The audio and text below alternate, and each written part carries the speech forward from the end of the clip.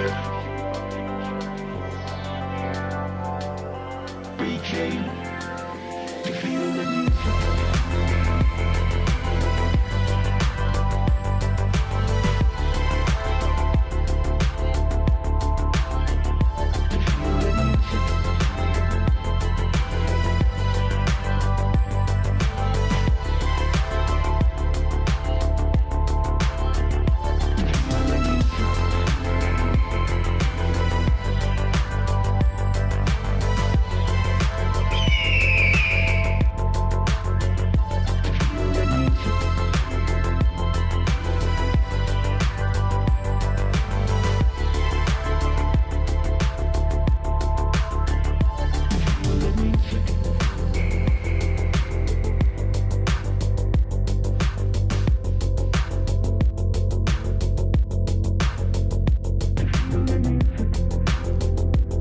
Good morning, everyone. Good morning, brothers. You're watching TBPN! Today is Friday, August 22nd, 2025. We are live from the TBPN Ultra Dome, And the we are in Temple of white Technology, suits. the Fortress of Finance, the capital of capital, because the Fortress of Finance, the stock market, is on fire. Jordy Hayes, ring that gong. Kick us off hit with it. a huge gong hit for the market. Right now, the NASDAQ is up 2%. There we go. Dow Jones is up 2%. Bitcoin's up 4%. You'll love to see Ben it. Carlson on X says the stock market is up on news that the Fed chair thinks the labor market is slowing down. Yes. So if you want to save time and money, go to ramp.com. Easy to use corporate cards, bill payments, accounting, and a whole lot more, all in one place. Go to in ramp.com. one single place. Yes, very weird narrative going on. To actually break down what's happening, the chairman of the Federal Reserve, Jerome Powell, gave a speech at a conference in Jackson Hole.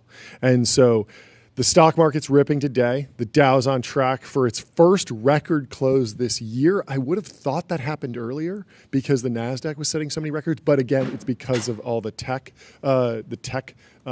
movement that's been really pushing the NASDAQ higher. The Dow's been a little bit lagging, but that's expected. It's industrials index. But the news is not that the Fed is cutting rates. It's not that Powell said the Fed is going to cut rates. The news that's moving the market 2% today is he said that there are risks that inflation will continue rising and that the labor market will keep weakening. And if that happens, it could prompt the Fed to support economic growth by reducing rates. The narrative earlier this year was that everything computer. Yes. The narrative now, everything bullish. Everything bullish. Everything indeed. bullish. You got news? Bullish. Bullish. Yes. Everything's a bullish catalyst. Well, good we morning, will have, Gold Rock. Good morning, Ragav. Good morning, everyone. John Exley. We will have Joe Weisenthal joining us in about Breaking an it hour. down. He's in Jackson Hole. Yes. Correct. So He was getting paparazzi shots of saw. Mr. Jerome They're Powell great. himself. So Powell said the word inflation 55 times during his speech. And the market clearly interpreted that as a signal that the Fed is ready to cut rates if cracks begin to show in the economy. And we talked about this earlier, just maybe it's not this time is different. There won't be another bubble. There won't be a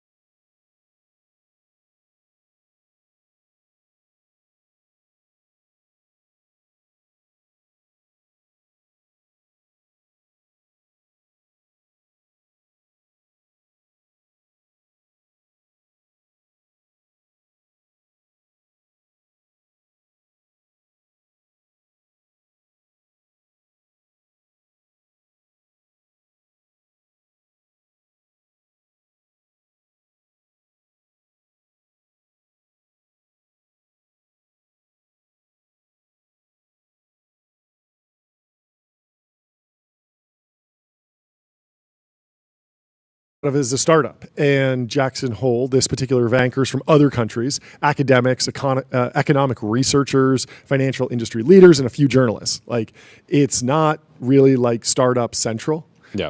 And yet he maybe was there. We don't know. We'll Crusoe, figure the it out. $10 billion startup. Well, that's what Bloomberg reported yesterday. Crusoe's allegedly out raising at a $10 billion valuation. We will wait until they announce the round. We would never scoop. We would never preemptively ring a gong for Yeah. someone. Yeah, it's bad luck. Yeah, it is bad luck. Yeah. to Let 'em get it done. To hit the gong on Hit a the scoop. gong. On a scoop, exactly. Yeah. But I had two takeaways from talking to Chase yesterday. The first is that I genuinely do not understand data center technology at nearly the level I would like to. I know the chips are important. Chips got to be big, fast, cheap. The energy is important. The water's racks. important. The racks are important. The I understand the energy. memory is important. I know SK Hynix is involved in the memory. And then once you have I the used memory, to think that it was important to have a structure. Yes. But then Zuck put everything in a upended tent. that. Everything's changing. Everything's changing. And Dylan Patel is the only reliable guide in the space. And I understand that, like, optimizing KV caches is important. KV cache, the key value store, where like everything goes in the memory, and then the model needs to access the memory, and that's what the acquisition was about. How can you access different models faster? I on thought it was chips? funny that I asked Joe. Yeah. Do you think this has any? Is this at all like high frequency trading? Oh, you mean That was Chase? it? Sorry, not Joe. I Joe was, Weisenthal. He's coming on the show at 12:15. By the way. Just Tune very in. excited to talk to Joe. Yes. In an hour. But you asked Chase. No, but I asked Chase.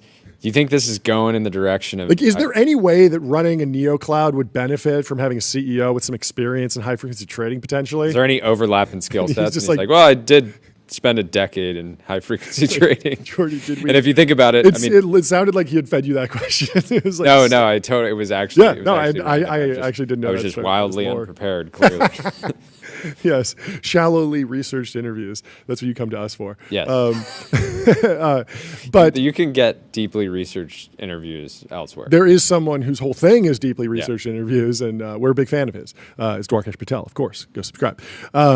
Anyway, I want to learn more about that stuff. I think it's going to be important. And the other lens is from just more of a business context. There's one. Not just important. It's the backbone of GDP growth. I think so, and I think it's I don't know. It's just people have been debating: will the AI boom accrue to the foundation model layer or the application layer? And in fact, there is a third layer that is very important for startups and venture capitalists to participate in, and that's the NeoCloud layer, the data center build out layer, the infrastructure layer below the foundation model layer. Yep. And so there's one lens where you could have a take that's kind of like, okay, well, NeoClouds are hyper competitive. There's three hyperscalers. You have GCP, you have Azure, you have AWS. Those Andy Jassy doesn't want to lose. He's going to eat you alive. And all three of those businesses have insane cash flow to underwrite insane capex. Like, how are you going to compete? And then even if you can compete, is it not winner take all where maybe Crusoe runs away with it, or CoreWeave runs away with it, or someone else runs away with it? Like. Yes, like any startup category, Or there a will mom probably and pop data center. True. Yeah. It could be a Set wild up a card, little right? 15 mil. Who knows? Blue project. Owl's next client could be somebody you've never heard of. Yeah. And shock the industry. But I think this is a different story because it's a very positive sum market, and like hyperscalers are already spending tens of billions of dollars on capex. The neoclouds are also valued in the tens of billions of dollars. It's a lot of money, but AI clearly and just token generation is a new technology. It seems extremely additive to productivity, entertainment, the economy broadly. Like, it's going to take time for these things to diffuse and show up in the economic statistics, but clearly something valuable is happening, and everyone who's interacted with an LLM, at least at some level, understands that there is some benefit. And when you multiply that out to billions of people, you create a big boom, you create a big industry. And so, just as an American, neoclouds pump me up. I'm excited. We're doing the reindustrialized meme. There's a new thing to build, and we're actually building it here in America. Are we the best in the world at this? Yes, we have the biggest data centers for sure, Yeah.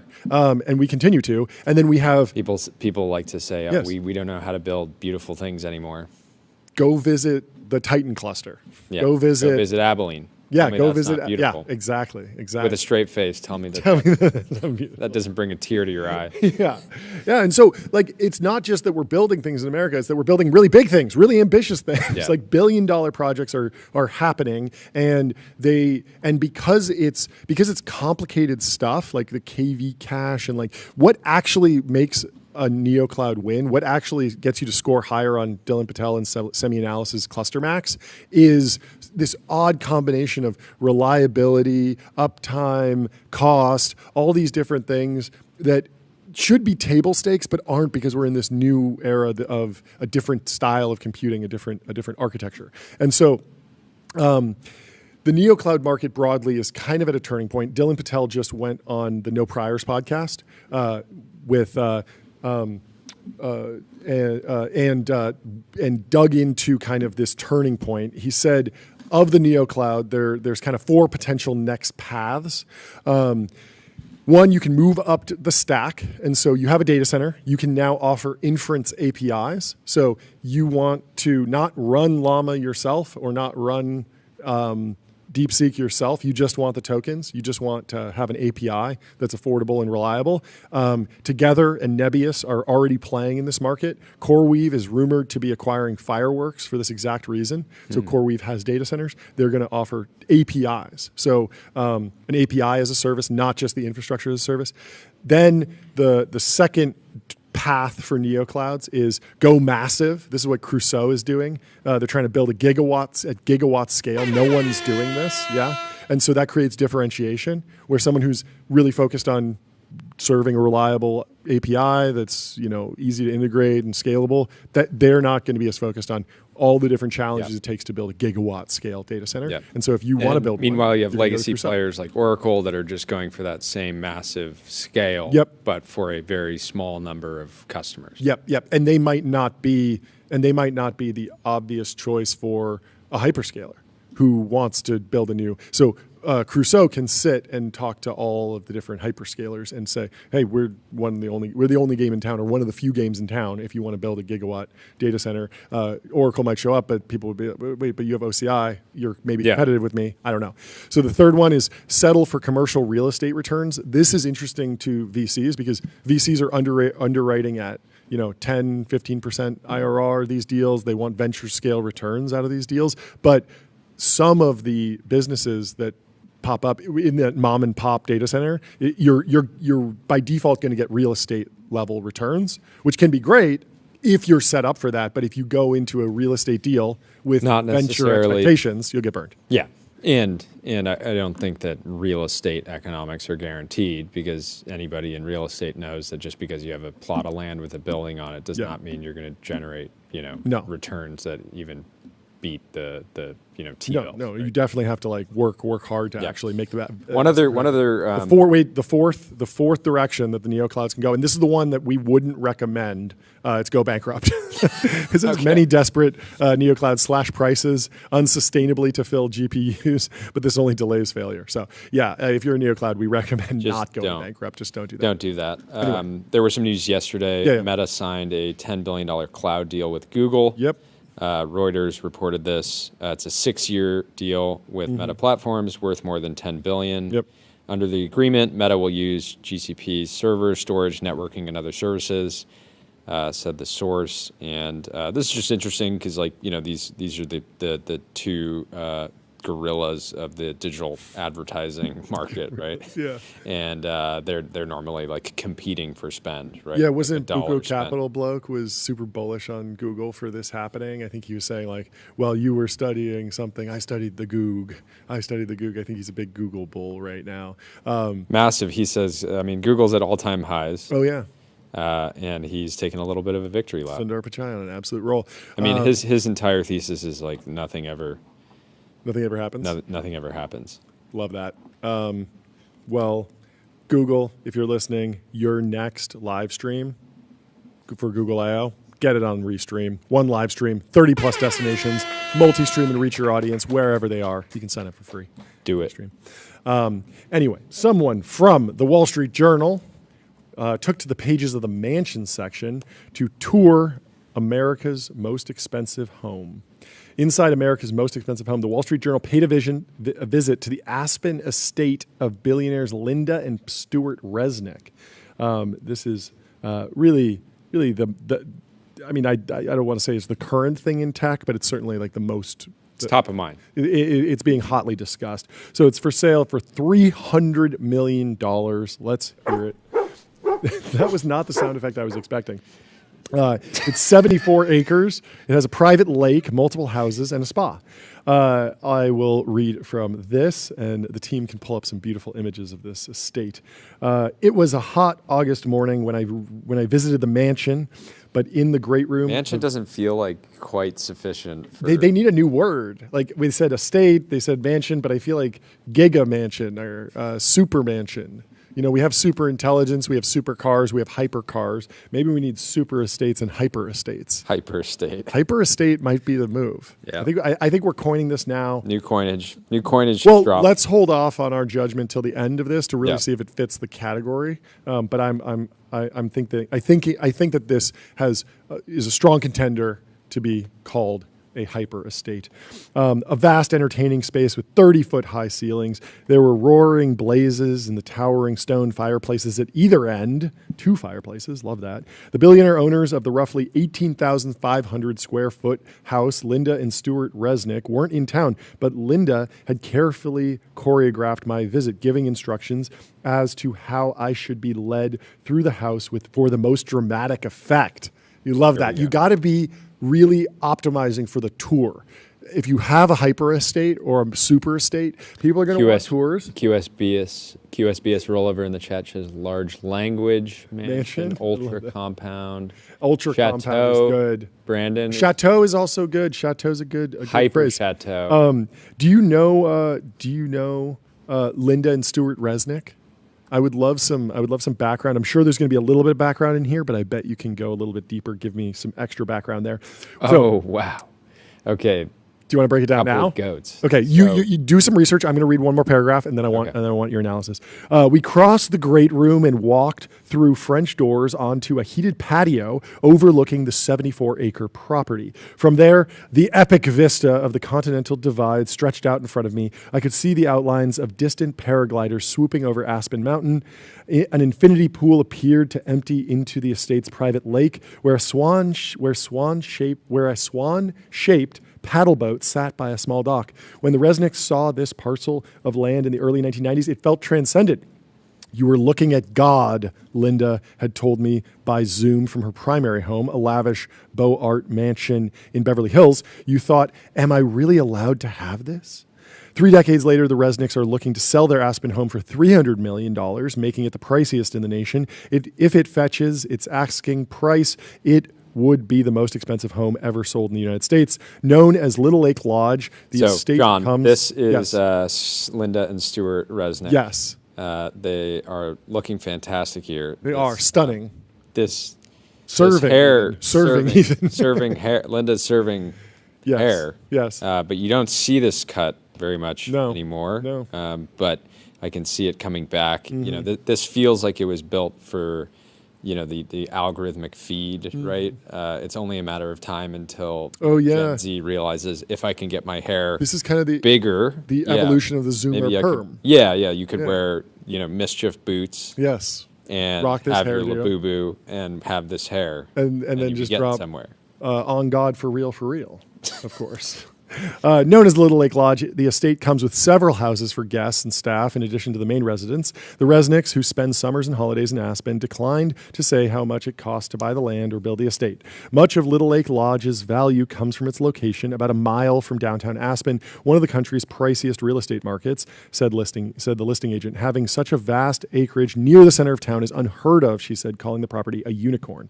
With an estimated net worth of around $14 billion, the Resnicks are the founders of, turn to page 6. The Wonderful Company. Turn to page 6. The Wonderful Company. Oh, no way. Okay. So if you've ever had pomegranate juice, the pomegranate juice, Fiji water. Oh, no way. Wonderful pistachios and almonds. If you've ever had Halos, ever had a fantastic mandarins. glass of Justin red wine, No way. those bottles. Owns Justin? Yes. I think that's very Trader Joe's coded. Okay, sure. I'm more wine familiar brand. with the Josh because people do that. Yeah, like Josh. tonight we let the Josh talk. I'll take your finest bottle of Josh or Justin.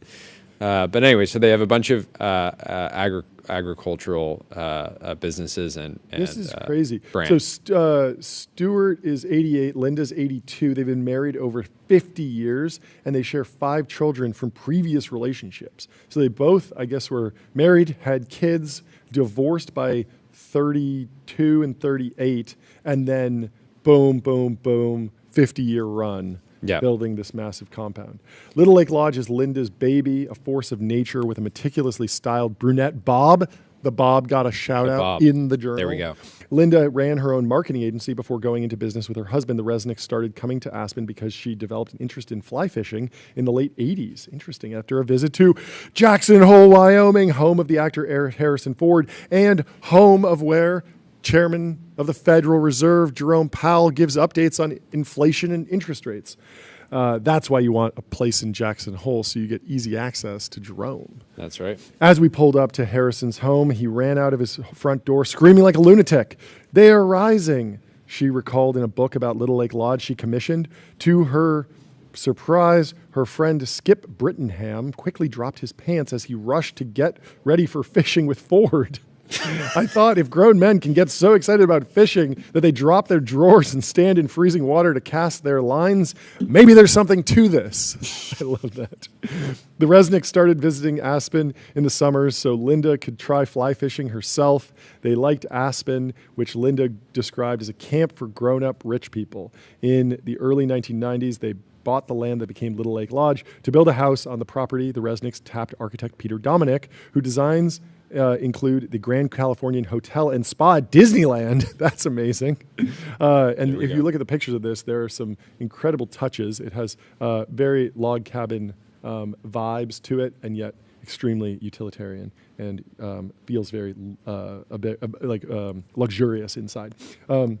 For inspiration, Linda looked at books on the rustic architecture created for the National Park Service in the 1920s and 1930s. The exterior facade would include materials indigenous to the land, Linda said, adding that she wanted the house to fade into the environment. The completed home is gray sandstone with a dark green slate roof. Blink, she said, and it disappears. Linda revealed in the building process, she said, but Stuart reveled in the building process, but Stuart didn't enjoy it. He didn't understand why the construction crew would take off for the ski slopes on powdery snow days, for example. She eventually banned him from our understand? site. What? Yeah. What's there to He was not like, understand they need to be about it? grinding. They need to be locked in. They they need can't to be be grinding the skiing, even slopes. though it's no, unacceptable. Yeah, this is why we don't Well, headquarter TBPN in Aspen, because all the production boys would be hitting the slopes. They have Important news days. they're able to criticize their crew, and the world has also criticized them. Oh, yeah? We'll get into it a little bit. Yeah, During tell the me. 2011 to 2017 California drought, also called the Great Drought, Resnick's Paramount Farms, which is part of the wonderful company, drilled 21 new wells in 2015. If you don't understand how I drink your milkshake. aquifers work, Yeah. there was a point in history where if you owned a piece of land, you could drill basically as many many as you wells as you wanted into it and just pull out as much water. Yep. Then people realized over time that aquifers sort of span Share. huge, Yeah. vast tracts of land. And if you're basically taking water from your neighbors, right? And so Resnick, who is the wealthiest farmer in the United States, actually bought a majority stake in the Kern Water Bank, which, though privately owned, profits from water sales through publicly funded water transportation systems. And so they've faced a ton of criticism because they produce nuts, which require a massive amount of water, and export those all over the world. And many farmers historically have complained about not being able to access enough water. They also were accused at one point. Got to call Augustus. Yeah. They also were is for winemaker. accused at one point of using water that had been previously used for fracking No way. There's a water recycling program in California that allows oil companies to sell fracking wastewater to landowners, including farmers. So Filter if you that. want fracking water, food products, you got options. I'm sure they test this stuff. All of this is alleged. Alleged.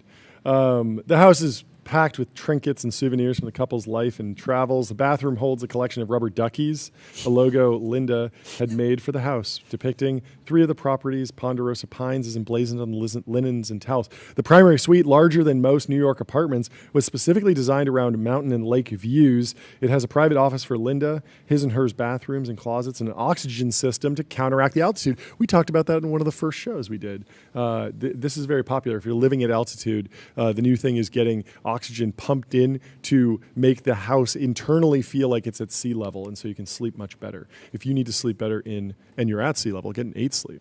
Get a pod 5. That's right. How'd you sleep last night? Oh, let's see. I've been consistently fluctuating in the 70 to 80 range. I got an 81 last night, only put up 6 hours, Not 56 bad. minutes. Not bad. But I did get over 90 minutes of deep sleep. That's great. So not bad at all. That's great. Linda has thrown plenty of parties at Little Lake Lodge over the years with attendees including Diane Keaton, Barbara Streisand, and the late Ruth Bader Ginsburg. To make hosting easier, the Resnicks have a computer program that lists their collections of linens, dishes, glassware, and silver down to the napkin. They built their own ERP. They built their own ERP. That's insane. That's amazing. You love to see it. I mean, this is why estate. people watch this show, is so they can learn how to better optimize their linens. Yeah. And sometimes you just need to go all the way to an ERP. Yes. If you are designing an ERP for your super mansion, get on Figma. Think bigger, build faster. Figma helps design and development teams build better products together, great products together. Get started for free at figma.com. Anyway, we will close this out. She drove me around the edge of the lake in a golf cart. Welgo's pointed out marked trails for walks and cross-country skiing. The lake is fully stocked with trout and carp, not Alex Carp, but C-A-R-P. You will see him cross-country skiing from time to time in I'm sure Aspen. at some point he's accidentally cross-country skied across their property. Potentially. Just on a mission. Potentially. The Swan boat was her idea, thinking it would be fun for the grandkids. The property contains several other houses, including a roughly 5,300 square foot home, also constructed in 2014. There's also permits in place for a 19,500 square foot residence on a separate parcel that adds to the property's value. Because it is far larger than what can be built in Aspen today. The Resnicks are selling because they recently built a home in Santa Barbara, and maintaining 3 properties is just too hard. Cope, skill issue.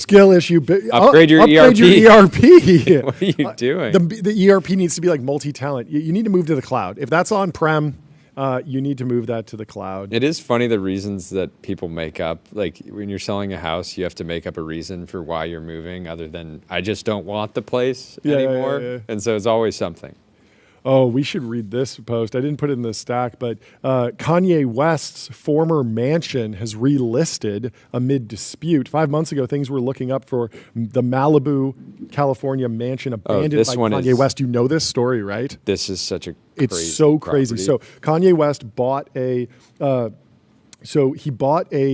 mansion on the beach in Malibu and had someone like completely tear it down, and it looked like it was going to maybe be a renovation, but then it just turned into a disaster zone, basically. So developer Andrew Mazzella was in contract to pay $30 million for the concrete structure designed by Star Architect. They call them Starchitects. Taudao Ando West, who now goes by Yi, had purchased the house in 2021 for about $57.3 million and gutted it, and Mazzella planned to restore the house to its original glory. Instead, Mazzella's deal is off. Seller Bellwood Investments, which bought the hulking property for $21 million in 2024, is claiming Mazzella was massively underqualified and unable to get funding for the transaction. For his part, Mazzella has said a peek under the hood revealed the project would require hundreds of thousands, maybe millions millions of dollars more than anticipated. I'm not How accusing is- them of misleading me. How the idea that a 20-ish million dollar property would go over budget by hundreds of thousands of I know dollars exactly. Yeah. feels extremely like basically exactly what you should Look plan at these for. pictures. Like, I honestly crazy. think that somebody would buy this in its current state and Yeah. just like keep it Keep like it it's almost crazy. like a monument to going insane. yeah, I was about to say, it's like, it is, and I never understood the rationale. Was it Feels like it purely- feels like having this like incredible,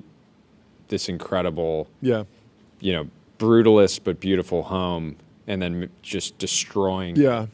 It now feels like it's like buying, going Yeah. to Sotheby's and buying a piece of Totally. art. It's like performance art. Yeah, yeah. Was it performance art, or was it more just like Kanye actually wanted to renovate it, and the renovation just went off the rails? Because I mean, people tear houses down to the studs all the time, get hung up in permitting, and then they just have like a cement slab outside their house for 10 months.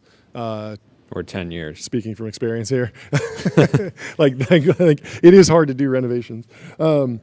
In mid-August, the house went back on the market for $34.9 million, down from $39 million. Designed more than a decade ago for financier Richard Sachs, the house is roughly 4,000 square feet with 4 bedrooms. West listed it in 2023 amid a firestorm over his anti-Semitic comments and erratic behavior. Bellwood bought the property in 2024 and embarked on a roughly $8.5 million restoration project. With fractional ownership model, it raised millions of dollars from investors for the Ando project.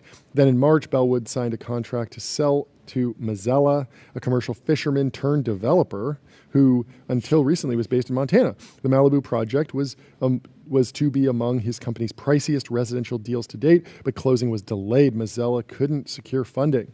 Last month, they made a revised offer of 19.5. Of course, this is post fires, so there were a lot of fires in Malibu. Basically, PCH was locked down. It was a bad time, and Mazzella, broadly, the market's down, right? had a contract to buy the home for a certain price. Yep. Decided at a later date that he wanted to pay less. Yep. And Belmont is pissed because, and he has a quote here, Mazzella turned out to be nothing more than a quote-unquote cowboy from Montana who was quote-unquote trying to do something in Malibu. Shame on me for not doing diligence. Huh. Happens. This is fun. Shark Tank star Robert Herjavec. How do I not know how to pronounce that? I don't watch nearly enough Shark Tank. Herjavec?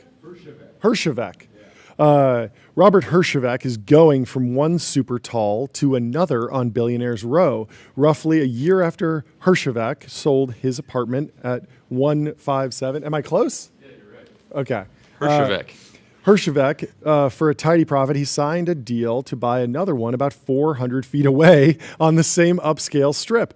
Herjavec is in contract to pay just north of $20 million for a roughly 4,500 square foot, 4-bedroom apartment at 111 West 57th Street, a new super tall condominium overlooking Central Park.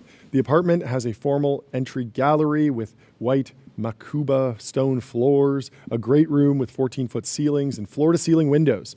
For the project's developers, the price falls well below their original expectations. The apartment was once listed for as much as $28.5 million. It was most recently listed at $22.5. We got a very good deal. I am a shark after all, LOL. Herjavec wrote in an email. Oh, I thought he was saying that out loud. No. I am a shark after all. LOL. The mansion section, the Wall Street Journal emailed him, and he replied, "We got a very good deal. I am a shark after all. LOL." I love that. Since starting construction in 2014, 111 West 54th Street has faced a number of challenges, including developer infighting and construction delays. This seems common in today's edition of the mansion section. That initially contributed to sluggish sales and heavy discounting at the roughly 60-unit building. Herjavec previously owned a unit at 157, completed before 111 57th Street. He sold that roughly 6,200 square foot unit for $38.8 million in 2024, just over the asking price and well above the $31.9 he paid for it 3 years prior. The founder of the eponymous IT security firm, Hirschvek, has appeared on Shark Tank, an investment reality show. Since 2009, he's based in Los Angeles, he said by email, but enjoys New York City and particularly likes the finishes at 111 West 57th. He loves the neighborhood, and his 7-year-old twins go to Central Park at least 3 or 4 times a day when the family is in town. 3 or 4 times a day? That's back and forth constantly. That's crazy. Anyway, we are very happy to be back in NYC, he said in the email. The death of NYC is always highly exaggerated. Yes. Always. Good take. Anyway, get on Vanta. Automate compliance, manage risk, prove trust continuously. Vanta's trust management platform takes the manual work out of your security and compliance process and replaces it with continuous automation, whether you're pursuing your first framework or managing a complex program. Jordy, what you got next? Dylan Field got an email Yes. this morning with the subject line, revised cost.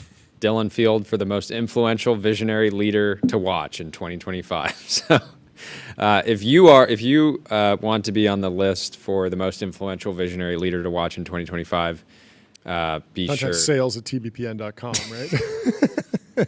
I almost commented, I was like, whatever they're asking, we'll beat them. We can beat them on price. We should actually, Tyler, you should make the most influential visionary leader to watch in 2026 with Figma Make, and then, Oh, yes. and then It's put just Dylan at the insane. top. This is just one of the benefits of being in the TBPN orbit. Is Yes. we'll make a list just for you. Yes. And we'll put you on it. Yes. And you don't have to pay anything. Yeah. We should also put out an RFP for most influential news show hosts to watch in 2026 and see who wants to bid. Yeah. What can they bring to the table? How much does it cost? And then we can, really evaluate. It really should be an auction. Yeah. Yeah. It should be a proper sales process. Yeah. There should be wining and dining. You should wine and dine us in order to. Yeah, I mean, I really our think business I to think buy a the puff piece. Forbes list, right? Yes. There's people that want to be on the list. Yeah, There's yeah. people that don't want to be on the list. Yes, There's yes, yes. people that effectively pay to not be on the list and stay off the list. But the most pure hyper-capitalist form of the Forbes list would be, it's just 100 spots get released, and Yes. it's just an auction, Auction. right? So like you can bid, and people can say, do I want to be in the top 5? Yes. Do I want to be number 1? Yes. Am I cool with the top 10? Am I cool? And so it's really like proof of wealth, right? Congratulations, you invented Sotheby's. Yeah, basically. This is basically like what art do you have on we your invented walls? Sotheby's from first principles. We really did. This is, at a certain point, the most expensive home in America, $300 million. You can easily put $1 billion of art in that home if you want to flex like that. It's certainly possible. Absolutely. But if you're running your organization on GitHub, you need to flex by getting your team on graphite.dev. Code review for the age of AI. Graphite helps teams on GitHub ship higher quality software faster. Big news from Trey Stevens. Yeah, this was Fly massive. fisherman. We talked about Yeah. fly fishing earlier. Trey says, my 12-year-old son recently got into fingerboards and realized there were a bunch of improvements that he could make to boards. So he bought himself a bunch of wood, tools, sandpaper, etc., and made an incredible deck himself. This is so. Anyone out there want This to is buy so a cool. handcrafted board from him? Were you into fingerboards? I was as a kid? little bit, but never You at were this never level. really that big But into you were that into world, custom but I was. skateboards. Tell me that. Yeah.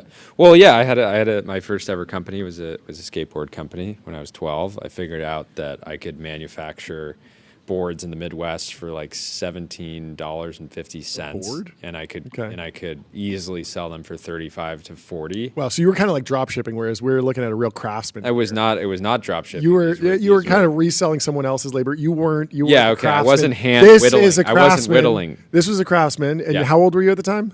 I was 12. He looks. You were oh, 12? he's 12. He's too. 12. Okay, well, he's still I guess bugging you. 12 is Same when people age. hit their skateboard. We're looking at a manufacturing. generational craftsman. But I think this is really cool. This It's incredible. There's so many. very cool.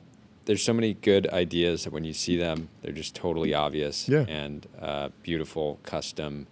The typical Yeah. fingerboards. This is such a whoever makes flex them. as a dad too. It's like nothing says my kids have not been one shot by AI slop than my kids are handcrafting Totally. fingerboards from wood, tools, and sandpaper. Yeah. So congrats. Fantastic work. News. Junior Stevens. Anyway, also fantastic work from the team over at Base Power. Arthur Rock has a rumor that they are raising a $500 million Series C at a $3 billion pre-money with substantial demand up to $1 billion. People want to get in on... Another $1 billion for Thrive Capital. Oh, is Thrive early? No, they were super early. They were super early. Well, this is fantastic. Zach Dell has been on the show, and Not Zach Dell. Oh co-founder. yeah. Wait, what? Zach Dell is the co-founder of Base Power, but we had other. It's Justin. We had Justin on. Yeah, we had Justin on the show, but Zach is his co-founder. Yeah. And we were texting with Zach, but didn't. But wound up going with the co-founder. Anyway, just a few months after the Series B. So congratulations. We will hold off on the gong ringing until it's official, but good luck with the massive Series C fundraise. It looks like it's shaping up. Brandon Gurrell in the chat says they're called tech decks, and that is the word. Oh, I'm missing. tech decks. That's right. Anyways, we should probably get TBPN tech decks. We made. should. Or we should just hire Trey. Tech decks Stevens. are like the plastic version. So Oh, I yeah. also did the same thing. You did? As Trey Stevens' son. Yes. I like built them out of wood. Yeah. Hey, I had this whole Whoa. let's give it up. Let's hit the air horn because you managed to bring a shirt to the office. I love to see it. Yeah. Love to see Wow. it. That's really the sign that summer's over. Yeah, right? yeah. Summer's over. Tyler got a shirt. Yeah. Not good. But I had like I tell had me. this whole like belt sander. I bought like a bunch of hardware. But yeah, it was a lot of fun. Like, Did you ever monetize? I think I sold them to some friends, but it was never a big Never a big business. It was just more for business love of the craft. Yeah. Over the craft. Love the game. Were you 12 as well? Is that the right age? Probably. I was Probably like 12, right around 13. there. This seems to be like the tech deck age. Yeah, yeah. Yeah, I liked the idea. The same thing with skateboarding broadly. I liked the idea of being able to do like cool tricks, but like did not have the grind to actually like level up to the point where I could do a kickflip with a tech deck. It seemed like that was grind that I was not willing. You were reading books about data centers, Probably. semiconductors. Yeah, I was working in like the precursor to After Effects, Macromedia Flash, and doing like I don't know, playing Counter Strike and modding Counter Strike. I was fully online. I was going digital. I was in the metaverse for sure. Going digital. For sure, I was building computers every once in a while, and my adolescent hustle was buying DJ equipment and reselling it on eBay. So I'd buy it in America. The American DJ equipment companies didn't have distribution internationally, and so I'd go on eBay, meet buyers internationally, and then just do all the hard work to get through the customs and shipping. Because people would like, I want that thing. I'm a DJ in Australia. I want American DJ equipment from like Denon and Marantz or you know whoever else, and I would do all the work. It's crazy that you could have had a residency in Vegas now if you just had actually learned the craft of Yeah. DJing. Instead, you know, we're here True, in Ultra Dome. true. But another life. You can Yeah. run it back. I did at one point learn how to mix on vinyl. It's incredibly difficult. It's way easier now. The technology You, is so you much would easier. learn how to not just mix, but mix on fire. Yeah. It's really, really hard. It is like a true like skill. But then once like the different tools came out, Serato and Mixmeister and Ableton. I never really got into Ableton, but It's such an important- You got a DJ story? No, but DJ flip-flops? What Did we you got?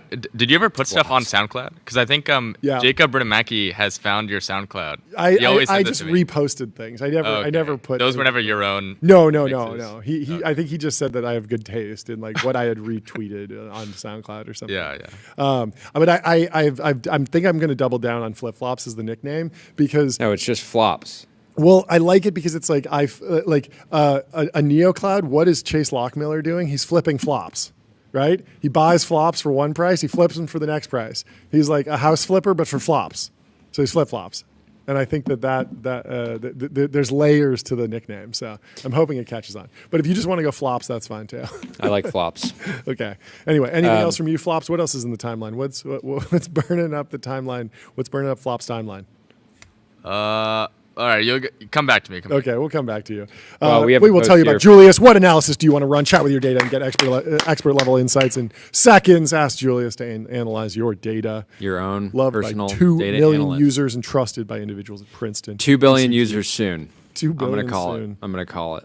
This is a funny post by Chrisman. who's been on the show, and it's funny because it's like this. It's a picture of what is it? It's a painting of Odysseus tied to the mast during the Odyssey, where the sirens are calling to him, and Chrisman just says, "All respect to the greatest entrepreneur to ever do it, but someone needs to tie him to the mast and stuff wax in his ears." And the original post was deleted, so I couldn't even tell who it was, but I immediately knew who he was subtweeting. But he was actually quote tweeting him, but then the post was deleted. But so the timeline continues to be somewhat just. I wouldn't even call it anti-Elon. I would call it like they're just like. It's like, come on. It's almost come like on. an intervention. They're like, please, like we're asking you nicely. Can you please, stick to the cool It's like techno-operative stuff? if a friend is making a the joke, cyberpunk stuff. if a friend's like actively making a mistake, a strategic error, Yep. and you're delivering it in the form of humor, right? You're delivering the advice through humor. Exactly. Doesn't always get through. Yeah. I mean, who knows if it's good? If it's good advice, it's more just like it's like a nice ask. It's like I wish this thing was there. Anyway, there's more news about Elon Musk this time about the coordination between Meta and XAI on a bid to buy OpenAI, which was kind of rumored earlier, and people weren't sure if it was like this head fake to just like make the nonprofit to for-profit conversion more difficult. There's clearly a crazy battle and rivalry going on between Elon, Mark Zuckerberg, Sam Altman. Zuck and Elon have been at odds a long time ago because of the Twitter and Threads debate and battle there, and then they were about to do that UFC fight or the MMA fight for a while, and then that never happened. And that was hotly debated. And then now Elon has kind of turned his sights on Sam, and maybe Zuck is a little bit more of an ally. The quote here from Nick is, OpenAI says Mr. Musk's interrogatory responses name Mr. Zuck. What? That has to be like edited.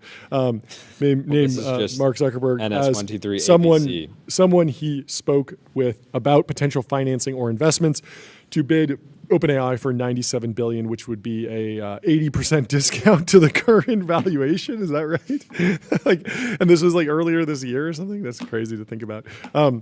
Meta didn't join or sign the LOI, says document quests are burdensome, and OpenAI should seek communication from Musk XAI first, LMAO, says Nick. And then Matthew Donegan Ryan says, surprise, Elon Musk asked Mark Zuckerberg to join XAI's bid to acquire OpenAI. I wonder how that would have worked. Or From an antitrust standpoint, totally, it would have been pretty hard to pull off. Maybe if Meta was purely an investor, right?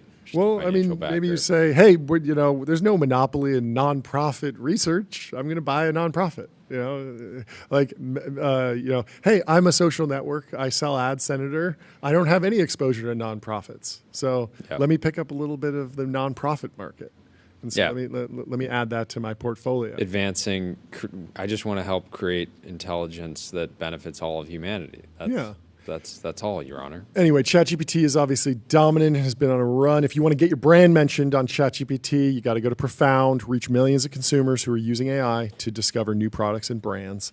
So this Wall Street Journal article, Elon Musk wanted Mark Zuckerberg to join OpenAI bid. Court filing says a consortium of investors led by Musk offered to buy the nonprofit that controls OpenAI. So they were trying to buy the nonprofit in February as part of the billionaire's continuing legal battle with the company he co-founded alongside Sam Altman, and that's the most interesting story. That's why we're getting a movie here. It's not just this this viral product that everyone's using all the time. It's the fact that OpenAI 7 different co-founders have valuable started foundation model companies. Yeah, and OpenAI at the latest tender offer is now the most. If it actually happens, if it is happening, it would be the most valuable privately held company, surpassing SpaceX.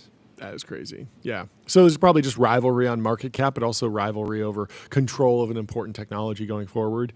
In a response included in the filing, Meta said there was no evidence representatives from the company had coordinated with Musk on the OpenAI bid. Meta and OpenAI declined to comment on the filing. Musk didn't respond.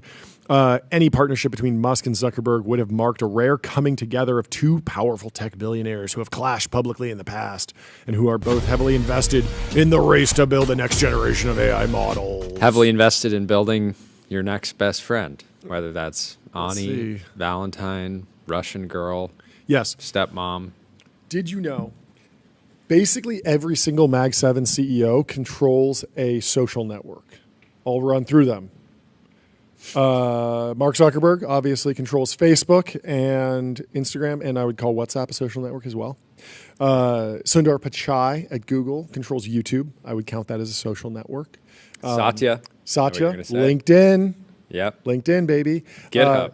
GitHub, No. yeah, somewhat of a social network. Yeah, I mean, for people like Tim Cook, Tyler. I would call iMessage basically a social network. People, the group chat functionality operates a lot like that. Especially when you add Genmoji in the mix. Andy Jassy at Amazon owns Twitch. Right. And I've been begging for this. Andy Jassy, look at what Mark Zuckerberg is doing in terms of comms. He's going direct. He's posting on Instagram. I want you on Twitch. I want you in the chat. Chat, should we make more Tranium? Or are we getting GB200s? Thank you for the 200. No, I can't comment on the next James Bond casting. Hold on, I think I'm getting swatted. That's what want to hear from Andy Jassy. Get on Twitch. I think it would be an absolutely banger moment on the internet. If he just dropped a Twitch stream where he was just explaining how AWS is like a post-earnings Twitch stream from Andy Jassy would go incredibly hard. Have we properly set up our Twitch account?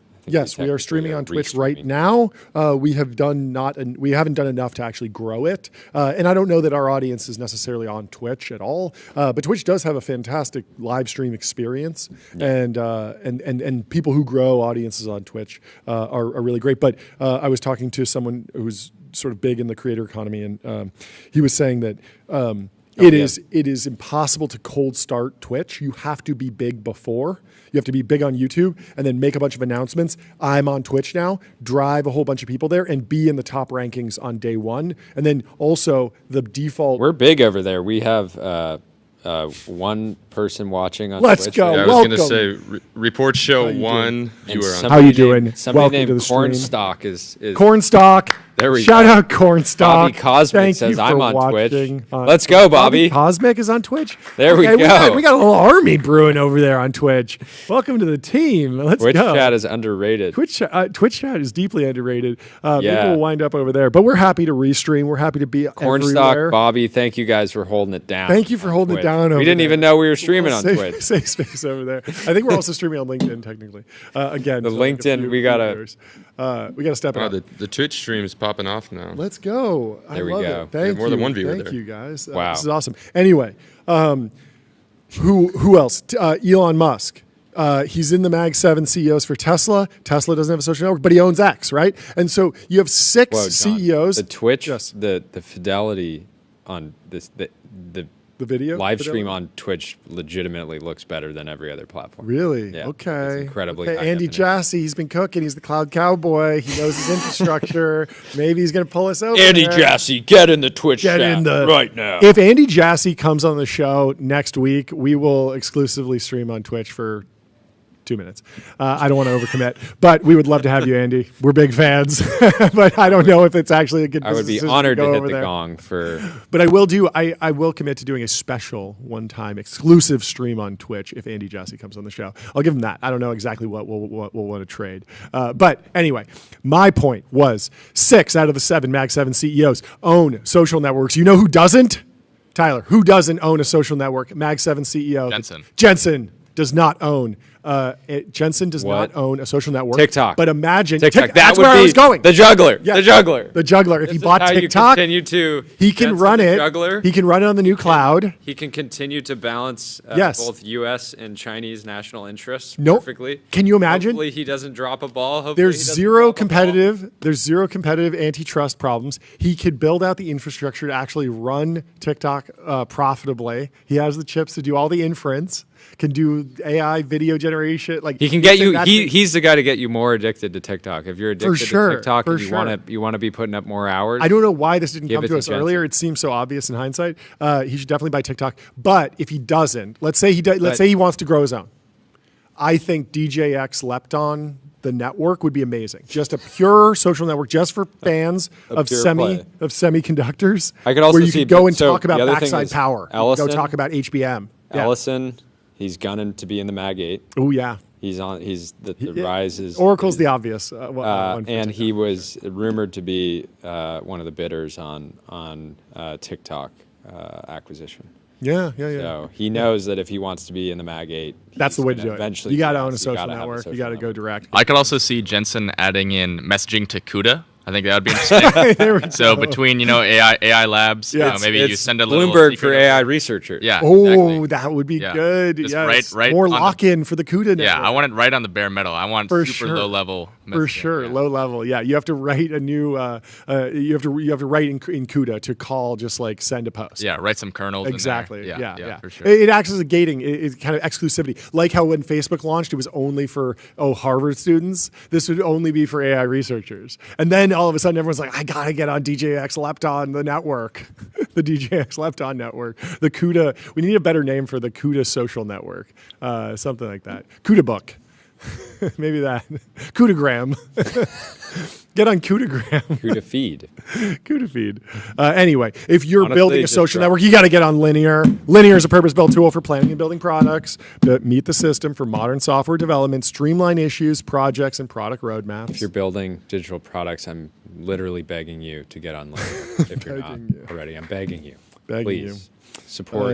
Do the right thing for your users. Get on Linear. Cracker Barrel rebrand. Have you ever been to a Cracker Barrel? No, never heard of it. Have you been to a Cracker Barrel, Tyler? I have not. I don't think I've ever been to a Cracker Barrel. Wait, this is crazy. I met one of the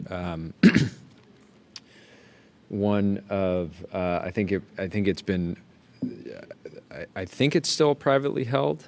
Let me check this Cracker out. Barrel? But I met Do they the, have them on the West Coast, or is it just like a? No, Oh, it's yes, publicly David- traded now. But I know David I know Funk one says of the we are also descendants streaming on of the original Substack. Yes, owners. shout out Substack. We love streaming on Substack. Go subscribe to our Substack. We are sending out the show notes every morning before the show goes live in email form. But anyways, I met one of the second or third generation, that like basically the grandson, I think, of the original owner, total Chad. But yeah, never been to one. He told me about it, and I think it's a big Cracker Barrel is a pretty big deal. I've never Okay. been there. But Scott in the chat says Cracker Barrel is not all it's hyped up to be. Wow. Is Cracker Barrel cracked? Or are they mid? Let's figure it out. Well, they just rebranded. Cracker Barrel has pull this rebranded up. for the first time in 1977. Jordy, you're a brand guy. You know design. What Pull do you this think? picture up. What do you think? Do you think this is an improvement over their existing brand? The previous Cracker Barrel logo said Old Country Store. Had a gentleman in a chair leaned up against a literal barrel. And then they also changed their, I think that the logo is somewhat of an evolution. It doesn't strike me as a revolution. I feel like the backlash to the Cracker Barrel rebrand is more about the remodel. Because Yeah. if you look at the pictures of the Cracker Barrel remodel, Yimby Land says, it's one of the most upsetting things I've seen in a long time. Literally everyone I know is in shock. Cracker Barrel has gone from very old-timey chairs that you can pull out, wooden desks, lots of trinkets, and there's a paddle on the wall from an oar from a boat. It looks just like a normal store that you would walk into. It looks like a mom and pop shop, even though it's a large institution at this point. And now it looks like it's a McDonald's. It looks like it's something that has Really been rough. designed by a corporation to be copy and pasted all over America. And I'm sure Go that's to the probably post better before for the this bottom because line. I want to see. We want to Yeah, show pull off this the, up. This photo, before and after. the before and Absolute after were brutal. not. Yeah, They I don't tried to think glow people up, are but they fans of glowed this. down. Mark in the chat says Cracker Barrel is cracked, but this rebrand is bad. I wonder how much money they're actually saving with this type of rebrand, or if they just genuinely think this is what will get them to the next level. This will be a growth factor for them, and they just We have missed a the mark. really unique approach to interior design in our restaurants. What if we made it mid, and what if we made it look like everything else? What if we made it look like some random, like this? This to me screams like touristy. Yep. Like seafood Yeah. shop in a. It's just like, place I don't what wanna is the go. most hyper competitive market right now in all of restaurants? It's fast casual. Yeah. None of the fast casual restaurants are differentiating on design Yeah. or layout. Just who or, can yell oink oink piggy? Come get your slop bowl. Yeah. Cracker Barrel's not fast casual though. No, No, we it's know, not. we But know. what they did But was we're they said, hey, there's this thing that's hyper competitive. We're already differentiated. We could literally do nothing and win, or we could try and remodel to look like a Chipotle and a Cava and a Sweet Green and look like a bland, modern, fast casual place. And then we will be anonymous with everyone else, and all of a sudden we're like, losing everything that makes us special. I don't know. We'll see. We'll see if this turns into a boycott. If this actually hurts the adoption, people might just be interested in Cracker Barrel. They'll just walk in anyway. They don't care. A lot of these rebrands, they get hated at the beginning, and then they just become Lindy over time. I believe that happened to Pepsi. If you look at the new Pepsi logo, maybe they had to walk that one back. But there's been a number of rebrands that have been really poorly received, and then What Cracker companies Barrel just is doing powered is the through it, same thing basically. that the luxury houses did. Yes. If you look at all, Yes. whether it's Louis Vuitton or They all went to what? Sans serif, bold, blocky fonts. Bottega Veneta. Yes, they Bottega. all, They really all lost knitted themselves. They made it themselves. What's crazy is I understand the first person doing that because if you're the first person to do minimalism in your category, you're going to stand out. But when you're the seventh and the brand designer pulls up the deck and you're like, wait, so you're going to make us look exactly like all of our competitors? Like, why would we want that?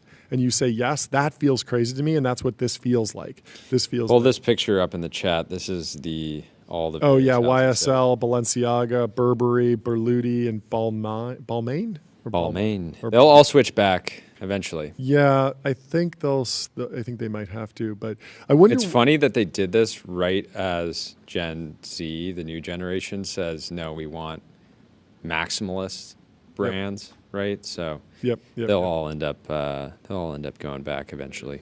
Well, if you're selling something, one of these luxury goods, you got to get on numeral, sales tax, and autopilot. Spend less than 5 minutes per month on sales tax compliance. You already know. Numeralhq.com. Sales tax AGI. There's a post here from Vittorio. If we There's a can pull video. this video up. Can we pull this video up? This is one It's of in the the hardest tabs. things. This is one of the hardest things to do. It's because it's deeper in the timeline. We got to dig it up. I can copy it and put it down there. Copy message. I'll read the next post from Rune for now. He says, companies like Facebook record every imaginable interaction their users have with the platform. They log each of your clicks and taps. They keep track of how long your gaze lingered on a post. Whether you were on the same Wi-Fi as that woman who might be your friend, which Instagram reel you watched 3 times. For a single user, this is quaint, but these practices are done on a planetary scale across all technology giants. They create petabytes of data per day and keep it for as long as the European regulators will let them. Then they can have machine intelligence instrument it to useful knowledge for their cybernetic control systems that build news feeds, serve ads, decide how much compute to spend on you, which SKUs should be in which warehouses right before you want them. The Hive Metastore bills run into the billions. Hospitals throw most of their data and telemetry out after each case every single day. They record videos of vascular surgeries, endoscopies, discovering interesting physiologies. Sometimes they're not recorded at all, and most of them, the time they delete them as soon as they're done. It's even worse for physiologic waveforms, which are essentially never recorded anywhere at all. An ECG, arterial Millisecond line. scale views of patients' brains, Vasculatures. hearts are generated. Well, the vasculatures are instantly recorded destroyed. on YouTube. If you're watching Sam Sulek, you'll see how vascular he is. So bodybuilding, I think bodybuilding YouTube videos sort of solves the data capture and of vasculatures. we want that to be the predominant training data. Yes, for yes. all video models. Yes, it's right? good that Sam Sulek is uploading a daily video because that weights the models to be more muscular in the future. Like when you just say generate one person, Please, it will just pick Sam Sulek because he's overwhelming the algorithm. Yep. Yes. Rune says all of these time series, of course, predict people's heart stopping, brains exploding, etc. ahead of time. Brains exploding? Explode? What are you talking about, Rune? Brains don't explode. Surgeons teleoperate robots. None of the micro movements or recorded policies never learned, never correlated into which outcomes were successful or not. This would be unthinkable to most software people whose instinct is to record everything everywhere, never mind the cloud cost, because we are sure that there will be some use for it later and some model to be trained later. I don't have a prescription here per se. My point is just that our civilization routinely hoards and treasures some of the silliest data in the world. I pressed like on the John Pork reel. John Pork. I love this This is real. I don't know. This about is like John Pork is like one of like the brain rot terms, which is just like it's like skibbity. It's like that whole era world. basically. And destroys much of all the most important data it generates and limits what machines can learn. Very interesting. Well, machines, or they could learn how my body will react to different medicines. Yeah. So surveillance state exists on the phone. Should it exist in the clinic, in the hospital? And we've talked to some people about like Cursor for Bio, and there's a lot of note taking that's going on, but there isn't as much just capture all the data, and that feels like, okay, have everyone in the hospital wear glasses that are constantly recording video, so when they look at the ECG monitor, that data is just captured and it's in video. Yeah, it's hard to get at, but at least it's recorded. Every back and forth. Of course, there's HIPAA compliance. It needs to be really secure. But maybe there's a signal that you could pull out of all that data at some point. But people are going to be very worried about that for good reasons, because if you're recording all the data in a doctor's office, are you likely to be honest with your doctor when they ask, how many glasses of Screaming Eagle do you have a day? Yeah. You need to be honest about that. Yeah. If you're putting back 12 glasses a day, like many venture capitalists we know do. Especially in August. Especially in August. It needs to be a judgment-free zone. Look, you enjoy Screaming Eagle, that's fine, but you should know the risks. Yeah. And if you're seeing there's a recorder going on, and I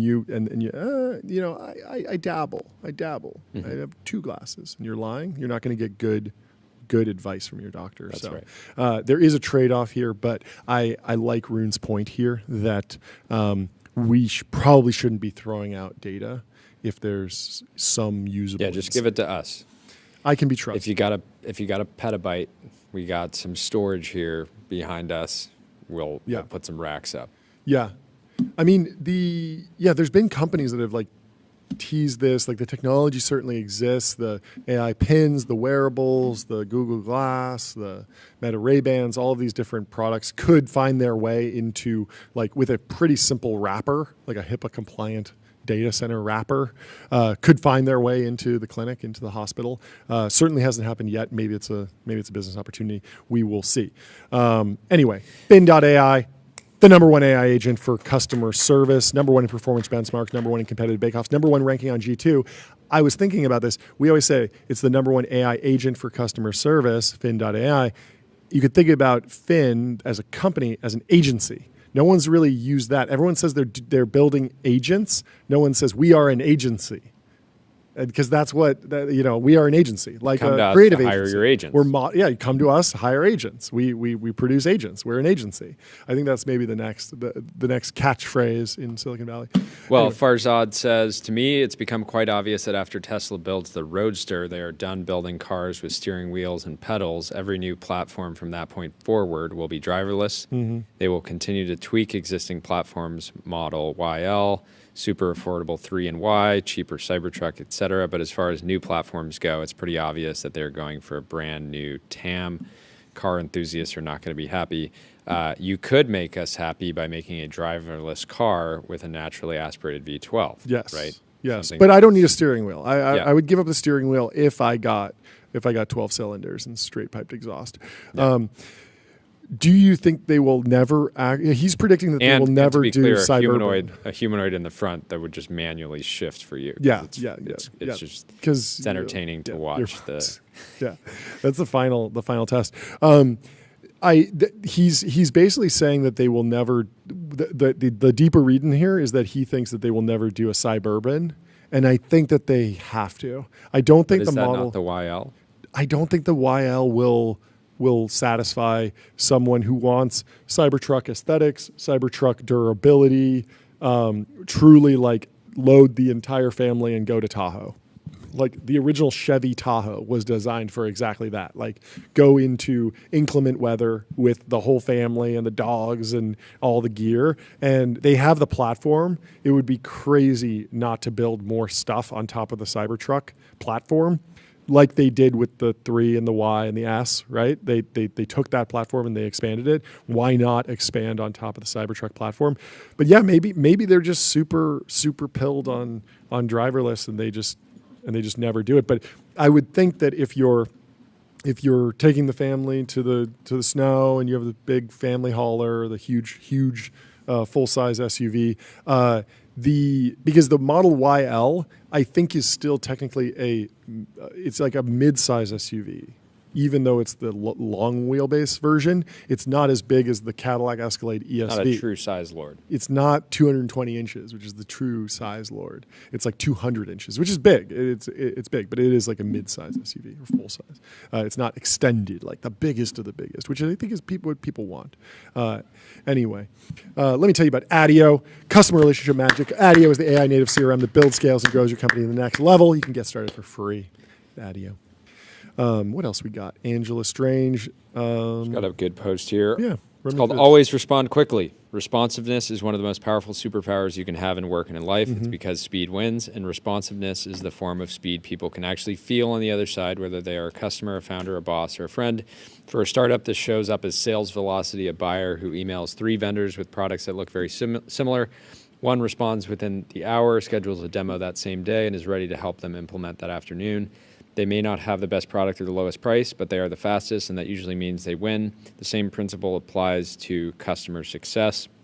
If your customer knows they can send a message and get a reply right away, whether by Slack, email, or phone, they will feel supported, and that speed builds trust, and that trust compounds over time. It's no different for investors, employees, or even friends. The investors who respond quickly are the ones who get into the most competitive deals, true. Ones who get more responsibility, more ownership, and eventually more promotions. The friend who responds quickly are the ones you turn to first when something important happens. Speed signals seriousness. It shows that you care. It creates momentum. And once people know that you are fast, they will bring you more opportunities, more trust, and more responsibility. Responsiveness, the form of speed that others directly experience, often makes the biggest difference in who actually wins. Totally agree. I'm unfortunately at a point where I will either respond in 1 second or 24 hours or even longer. Yeah. It's like very binary.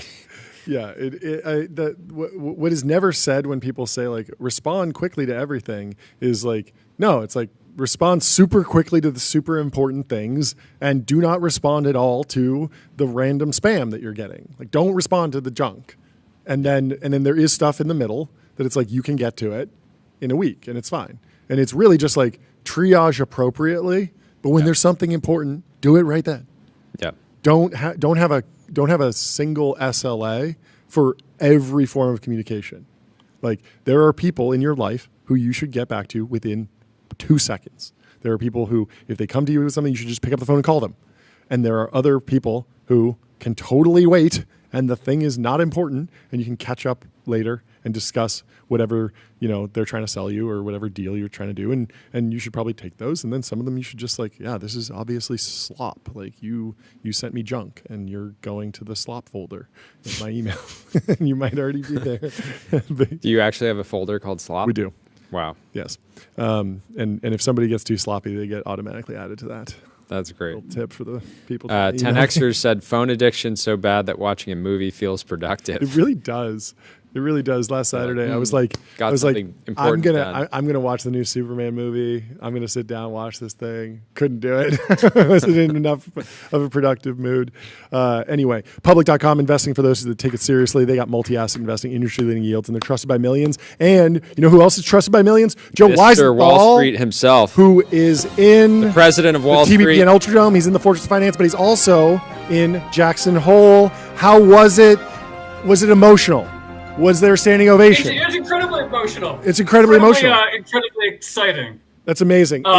It's a joy just the to talk to someone paparazzi who shot was there. was amazing too. By the way, you got him. You got him. Emotion. Yeah. Okay, break it down for us. What happened? What's really funny is like the people around that paparazzi shot where you see the world's major central bankers. They call it the perp walk. Like they joke about, they're like, oh, this is where the perp walk is going to be. I don't want to like feed any like conspiracy theories about like what the world's central bankers do, but I do find that to be funny that is like what the people in that area refer to it as. Yeah. All that being said, look, it's always sort of an extraordinary time, late August in Jackson Hole, Wyoming. Like there's arguably nowhere better to be in the world except for the fact that the internet access out here is a little bit spotty. Other than that, it is the perfect spot. But you get why all the central bankers come here. You get why it's so compelling. And of course, this year, so many questions about the short-term path of the economy, the long-term path of the economy, and the pressure on the Federal Reserve or central bank independence. It's the place to be.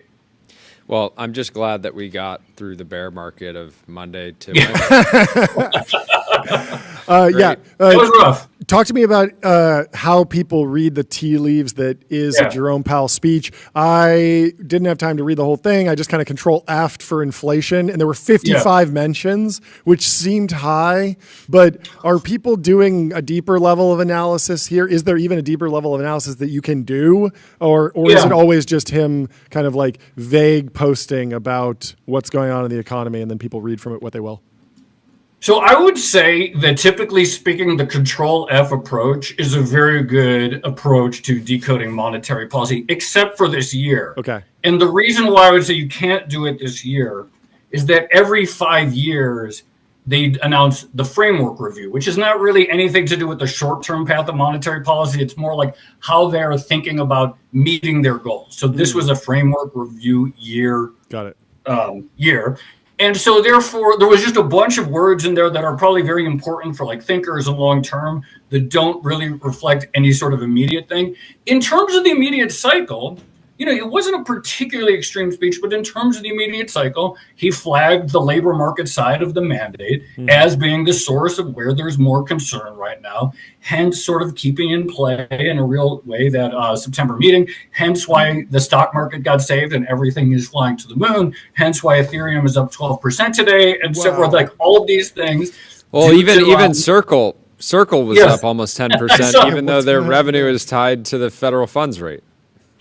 You joke about that, and I saw that observation, and there's one argument that's like, oh, like why, rates are going to be lower, their spread is going to be compressed.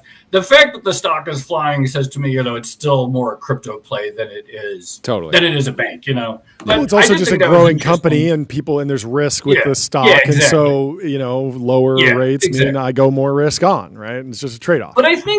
But I think the thing that was genuinely interesting is that, in the last couple of weeks, we've got we got that very anxiety-inducing producer price index report. Yeah. And there is this concerns like, oh, maybe, the embers of inflation are not completely stomped out. Mm-hmm. So even in just the last few days, there's been this like, wait, do we have to start watching a pickup in inflation again? Like that has been the vibes from like other, regional Fed presidents and so forth. We had Jeffrey Schmidt on our podcast, the head of the Kansas City Fed. That came out yesterday.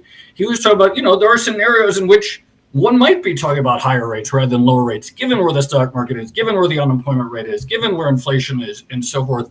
And so the fact that like Powell came out and said, look, basically it still seems like we're in a trajectory where the cut is probably, that's where the risks lie, I think sort of magnified the degree to which the markets took that as dovish. Mm-hmm. The mood music has been more hawkish, as one might say.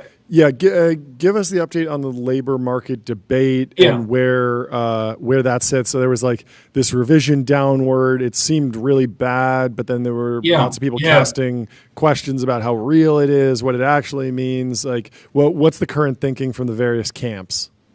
Sure. I think this is a great question. And, there's two ways to think about those revisions. And one, and I like hadn't thought of originally until some conversations over the last few days. Because there's one version of events where it's like, okay, this makes sense. Like May, June, these were not great months. Like all of our predictions about the tariffs, like it turned out they were right. The economists were right. Tariffs weren't good for the economy, and the numbers vindicate that right now. And so that is one. And then we are like sliding, and maybe we're at the risk of a recession and so forth. So that's one way. Mm-hmm. The other way you could look at those exact same numbers, which I've been hearing from people, and I find this very interesting, is like, look, those were very uncertain months, right? Those were crazy months. Of course, hiring was slow, but now we have a considerable considerable more tariff certainty today on August 22nd than we had in May or June. Yep. So maybe already that was the lowest part of the year. Like maybe we've already seen the slowest 2 or 3 months of the economy of 2025. And that already maybe we're accelerating a little bit because businesses have more uncertainty than they had this spring or early summer. And therefore, if that's the case, then the idea that recession is the risk is not so obvious even by looking at the same data. So I think this is the tragedy of following economics, which is you never really get an answer. You think you get close to something and then there's new data. It's like, I got to look at it. But I think it's still very unclear. Is Powell AGI pilled? Is there any element of AI? We saw Francois Cholet yesterday on the timeline saying that AI productivity is not showing up in productivity numbers. There are like various takes on there's going to be this fast takeoff and people are going to be out of jobs or GDP is going to grow. But it feels like AI is just not even in the conversation when it comes to actual like the gravity of economic stats. Well, yeah, and you contrast that to the tech's reaction to GPT-5, which was generally people were. My view on it was like this is good for like models plateauing a little bit is good if you have a consumer app like OpenAI and you have hundreds of millions of users that rely on you every day for like a utility. Bad if you're the the 10 to 20th foundation model lab.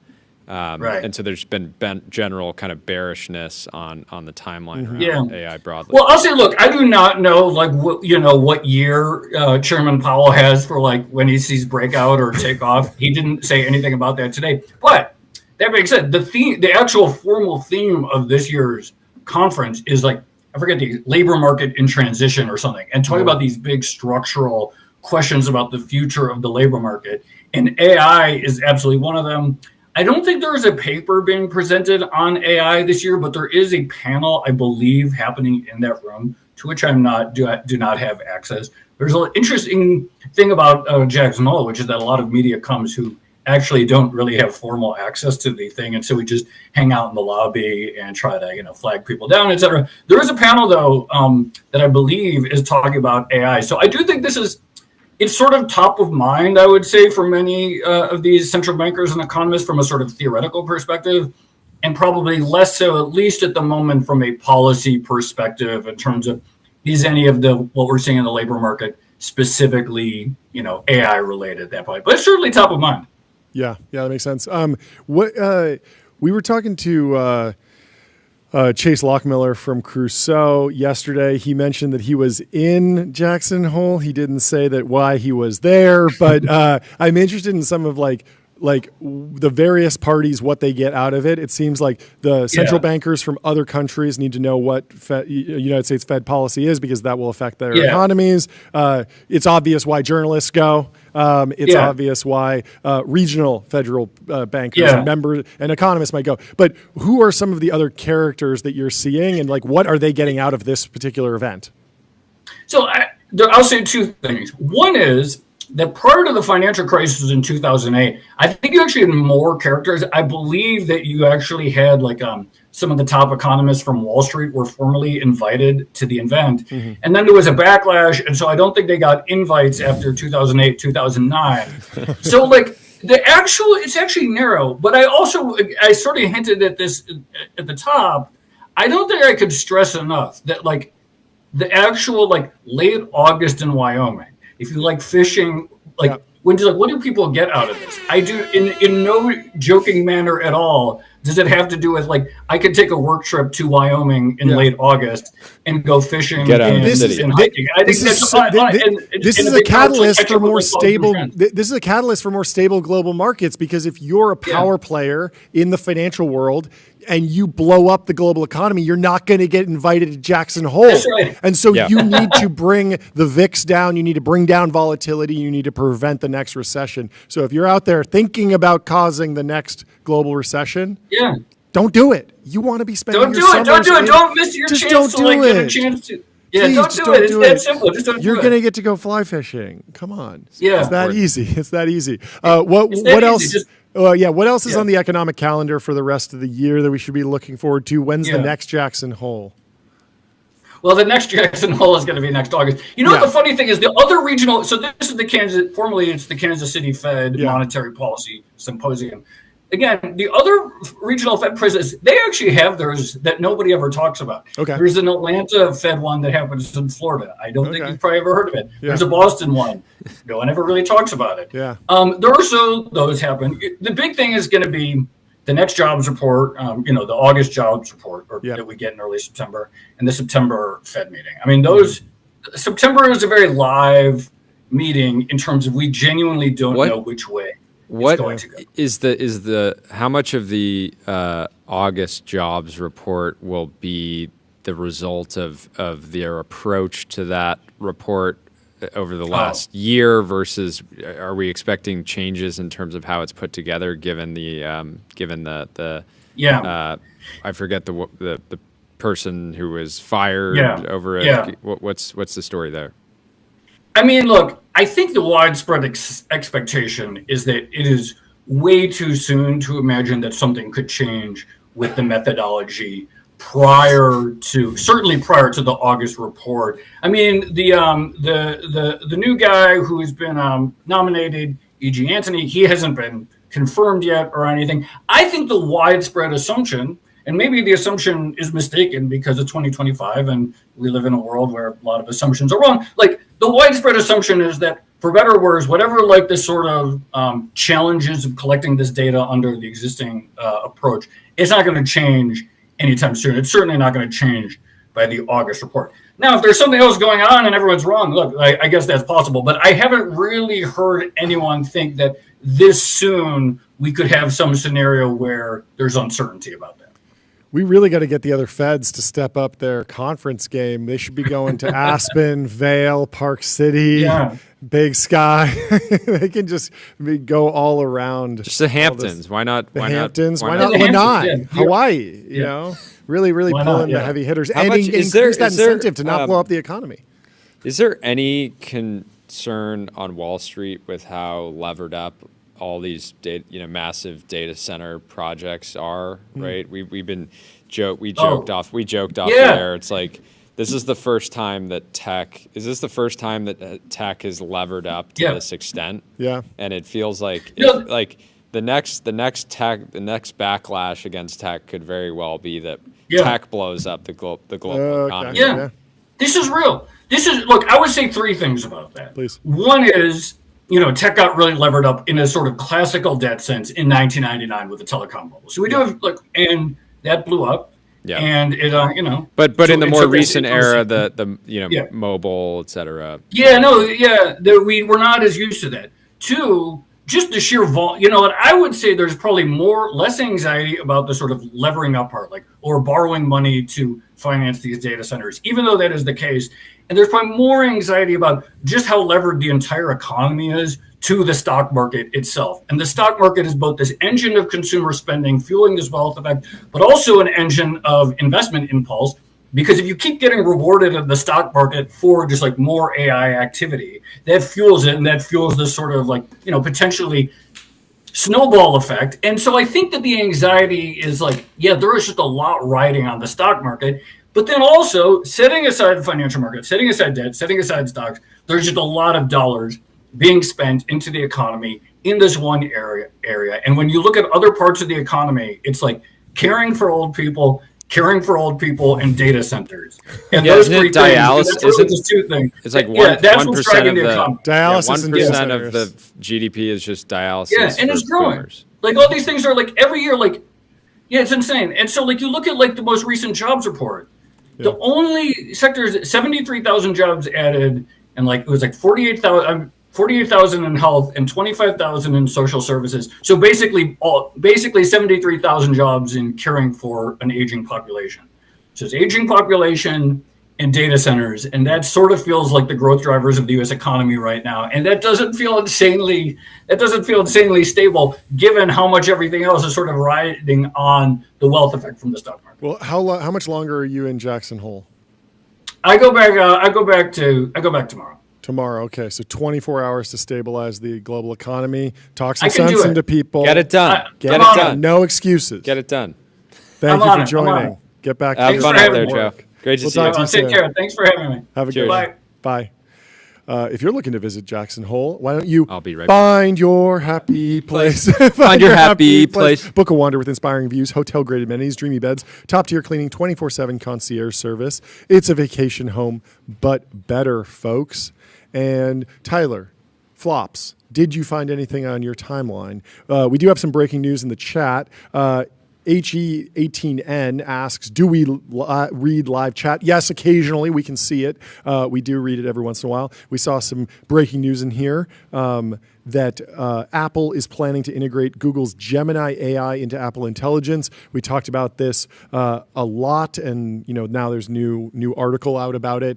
Makes a lot of sense that Tim Cook doesn't want to build out all the infrastructure to train and serve models. Seems like a reasonable strategy. Do you have anything else on Apple Intelligence or Google? I mean, nothing really Gemini there. is a I mean, great model. yeah, it right? makes They're on the sense. parade of frontier, and it's probably easier to get a deal done. And Apple's had a relationship with Google on the search side for a long time. Yeah, And it feels so- very natural.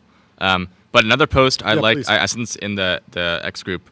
Daniel Tenrero, he has this yeah? image. The committee will continue to monitor the implications of incoming information for the economic outlook. But it's like in this funny. Hopefully, we can pull it up. Oh, you put it in the group? Yeah, on X. On X. I'm not seeing it. Anyway, I'm seeing something from Junk Bond Salesman. Oh, did it just come through? No, not seeing it. Anyway, good things come to those who wait, says Ben. The KNOB1 has become shipping out for those who pre-ordered. Thank you so much for believing in my vision for this keyboard. It's a dream come true. So Ben built a keyboard and shipped it. Very cool. You can go pick one up if you're interested. Anyway, we have our next guest. We have two folks coming into the TBPN Ultra Dome. We have Jeffrey Katzenberg and Kimball Musk. Welcome Together. to the show. How are you guys doing? Gentlemen, welcome to the show. Happy to be here. How are you guys? Happy Friday. Happy Friday. It's a good day in the market. We are wearing white suits to celebrate the market's rise. We're very happy. I was gonna ask. We need a white. We need a hat. And we white thank hat you for like wearing you, the white Kimball. hat. Thank Obviously, you. you probably There we saw go. that this is happening. Came prepared. Yeah, we have something to celebrate on our side too, so it's great. Please, yeah, we're why super don't excited to hear about it. kick us off? What are you sharing? Well, Jeffrey and I have been getting to know each other over the past couple of years, and I've been building a company called Nova Sky Stories, which builds stories in the sky using drone art. So light drones that tell 80 to 90-minute stories, like a movie or like a Broadway play. Yeah. And there's just no one better in the world that I could imagine joining as a strategic advisor, board member, and investor to Nova Sky Stories. Help us build the next brand in family entertainment and have a lot of fun doing it. Yeah, I remember Palmer Luckey was posting about the fact that there are only like 3 businesses in the entire United States that do just skywriting. Like it's an incredibly uncompetitive space if you can figure out how to do something in the sky, and it's just something that no one thinks about. And yet, you could imagine what his point was like. What's the next version of this? And this is clearly Yeah, it feels like it's techno optimist Yep. entertainment. I remember the couple days after the 4th this year in Malibu, we had the worst air quality. It was like India level air quality because of all the fireworks that had been going off. You walked outside, it felt like you just looking around, it looked like you were in a cloud. Yep. And I was just thinking, we have drones, you can put them in swarms and you can provide this incredible entertainment. And this has come up recently too. We've told a number of friends, companies that they should do drone advertising in the sky, And we don't have a vendor. and there's not a great vendor. But yeah, walk us through what these shows will look like in practice. Kind of what the actual Experience of the seeing, experience will be like. So before we do that, I just want to, because it's kind of fun, and I know there's a chance that this will catch you off guard here. Please. Which, I have that ambition. So people and I met at Burning Man. no No way. Oh yeah, see, there you go. There you go. What time of As day long was as it? Was it like 2 a.m.? It was really, yes, it was actually. So, years ago, Kimball did this light show at Burning Man, Oh, no. and it was unlike anything I'd ever seen before. It was art in the sky. It's not fair to, sort of look at this through the lens of, fireworks or promotion or marketing, because this was genuinely a very brilliant deployment of this technology that was just at a whole nother level. And so anyway, we first got to know each other just a little bit then, and then he's gone off and done this extraordinary job of very organically building out the business. Fundamental to it is just the state-of-the-art technology around drones. Everybody now just thinks, well, everybody has drones and anybody can put them up in the air. Maybe, just not these drones. These are, very precision built. They're the design of them. There's all sorts of interesting things I'm learning about them that allow them to swarm together, as you said, Jordy, in a way that can create very, very, very strong imaging and choreography and programming and the application of AI to design programming around it. And so the analogy that I've sort of come to feel, is analogous for me at least, is in 1990, I saw a little short film called Luxor, the Lamb, which, if you remember, was the very first piece of CG animation created by John Lasseter and Steve Jobs. And out of that came the partnership with Disney and Toy Story and Pixar and all of the amazing things. It was just transformative because it wasn't just a tool. It actually created a new form of storytelling. And I believe that what Kimball has very successfully created already today is a platform to create something that is going to be as innovative and I think as impactful and important as CG animation was 30 years ago. That's how unique this is and how powerful I think it will be as a storytelling platform to create branded family entertainment in very large venues, global, all of those things, creating characters, creating original IP, and also being able to work with the greatest IP in the world to create shows around it. But anyway, that's a lot to. Yeah, digest. I mean, the thing that's so exciting to me is just like the wonder that you can inspire in a kid. Yeah, imagine they walk outside, it's night, and in the sky is this. It could be some character from Frozen or something like that, where there's. You made it Tinkerbell just flying through the sky. I mean, the other thing about the drones, they can start out the size of 2-3 football fields cubed. I mean, that's literally bigger than your mind can possibly imagine. And then they can come down to the size of your hand and come land on your hand. That's crazy. That is insane. What when you think of these like sort of fleets, I don't know if that, or swarms, if that's exactly the right word. How many, if you guys are going to do a show at something like a festival or a carnival or something like that, how many individual drones would go into something like that? Is it hundreds, thousands, tens of thousands? It's a real physics problem. So the way to look at it is you're trying to evoke emotion. You're trying to make sure you connect with the audience, but you also have to match it to the venue. So if you have the Rose Bowl, you can do 10,000 drones and, I mean, just completely melt people's minds in the most epic ways. And it's really fun to do that. I've done that a few times with Burning Man. We'll do that again sometime soon. But you can also actually do it with a smaller number too. You can get down to 400 or 500, 600 drones and still convey the emotion and get the character across, get the connect with the goal is to connect with the audience. The audience is definitely a ticketed audience. People are paying to see a show that is 80 to 90 minutes long, or maybe 45 minutes with an intermission and then another 45 minutes, so that you can, more like a Broadway play. But it can be really any size. Of course, when it's big, it's pretty great. I imagine there have to be limitations to to like the storytelling though, right? Because you have to physically move the drones from one place to another, so you can't exactly do the Kuleshov effect. You can't exactly have a hard cut, or can you do that? How do you solve that? You actually, because and that's what's so exciting about it, I think, and why we're going to get some of the greatest storytellers in the world excited about creating for this new medium as opposed to sort of just retelling something else. Because you can think of this as one dimension, which is a screen. Yeah. And if you have a screen with 10,000 pixels, right? Actually pretty high def. Very closely, Interesting. choreographed together. You can, and remember these things, it's not just a light in it. These are sophisticated. Right. It's not like a single bulb, right? Yeah. It's No. like you can have effectively a This is- tiny screen on each drone, right? Literally, and lasers and effects and all sorts of things. Because that's what, he's been investing in and building, and these things are patented, and he's the only company in the world that builds them.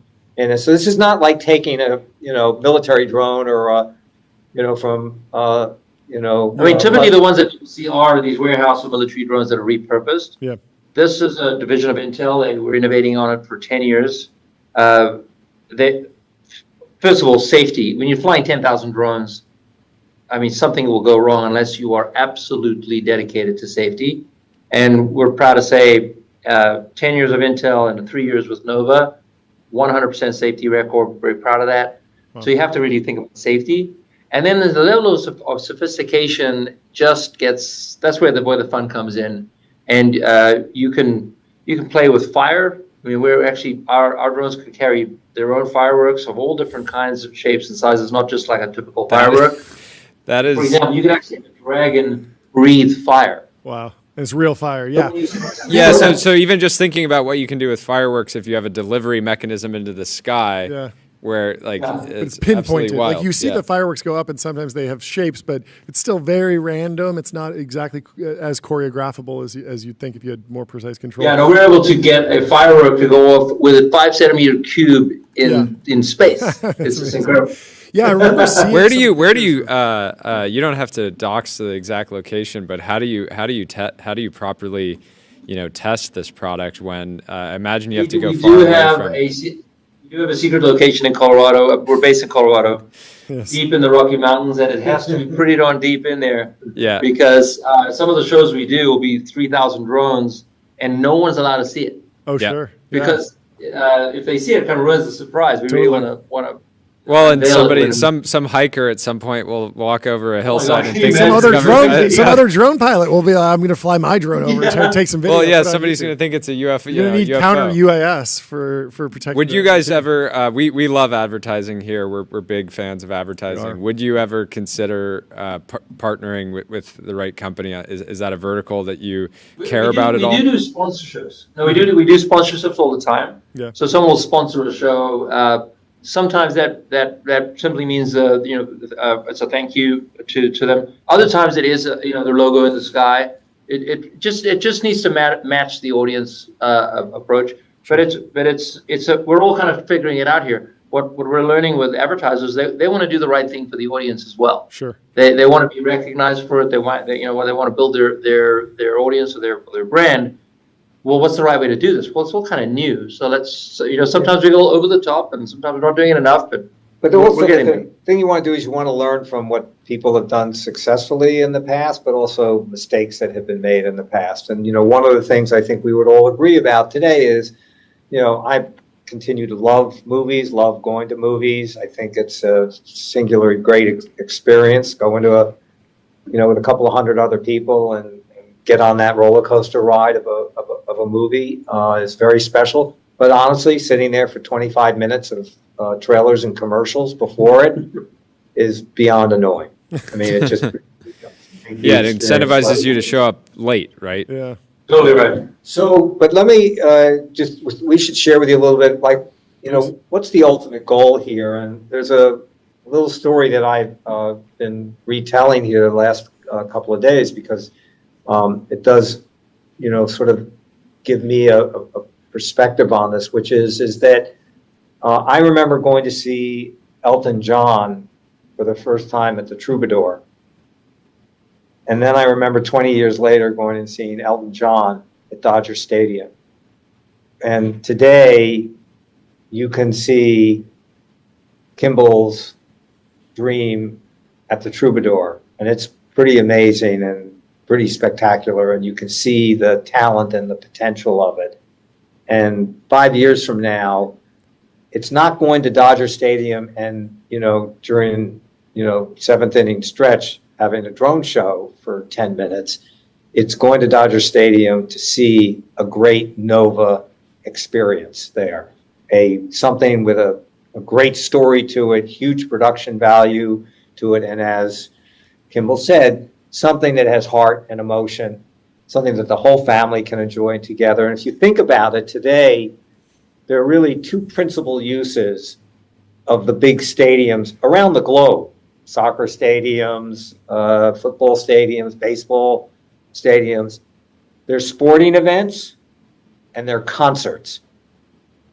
And our goal, that we look at is that 5 years from now, there's going to be a third vertical there, and it is going to be these types of shows that come through on a regular basis, because once you create a show and design a show, it can be in any language, it can travel around like a concert. Yeah, it feels like something that can be as immersive as the Sphere, but it doesn't cost billions of dollars to set up somewhere new, right? It's really interesting because when the camera came on here and I saw you guys dressed in white, the first thing I thought about is you must be going to see the Backstreet Boys. Oh, yeah.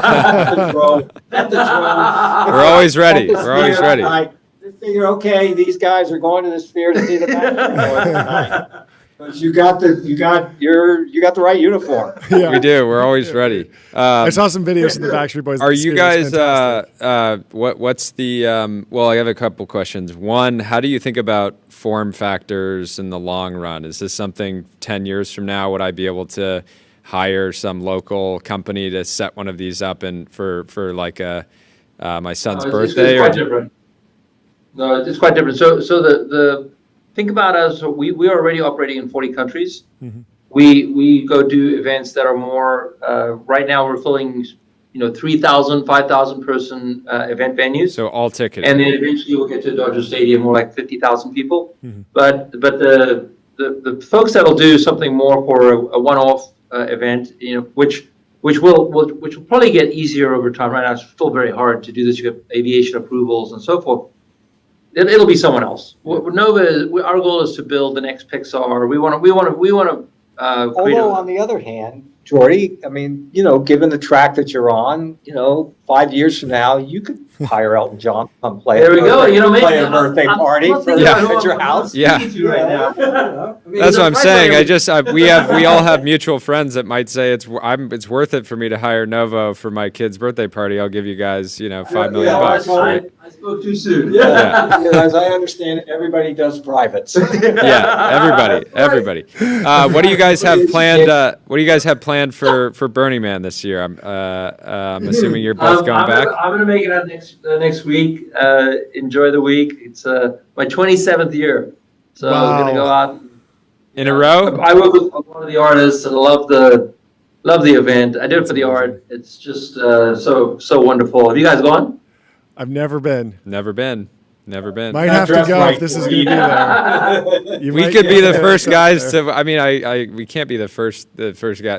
Would we fit in with white suits like this on the playa? I think they get pretty dirty. They get too dirty. Everyone's so covered in dust. Everyone fits in just well. Everybody's covered in it because you could go there dressed in this, and within an hour it will look like that because the dust just covers everything. Doing the show live from the playa, I think would be deeply at odds with the ethos. But there would certainly be some funny interviews. I'd love to interview guys at 2 a.m. after you first met. So what are you guys going to work on together? I have more questions. Yeah. What's going on? So I'm interested in kind of like what technology the business is focused on building. Pixar obviously had to invent a lot of CGI technology, and then some of that wound up spinning out, and people made other graphics, CGI movies. Pixar created Render Man. That became its own kind of product.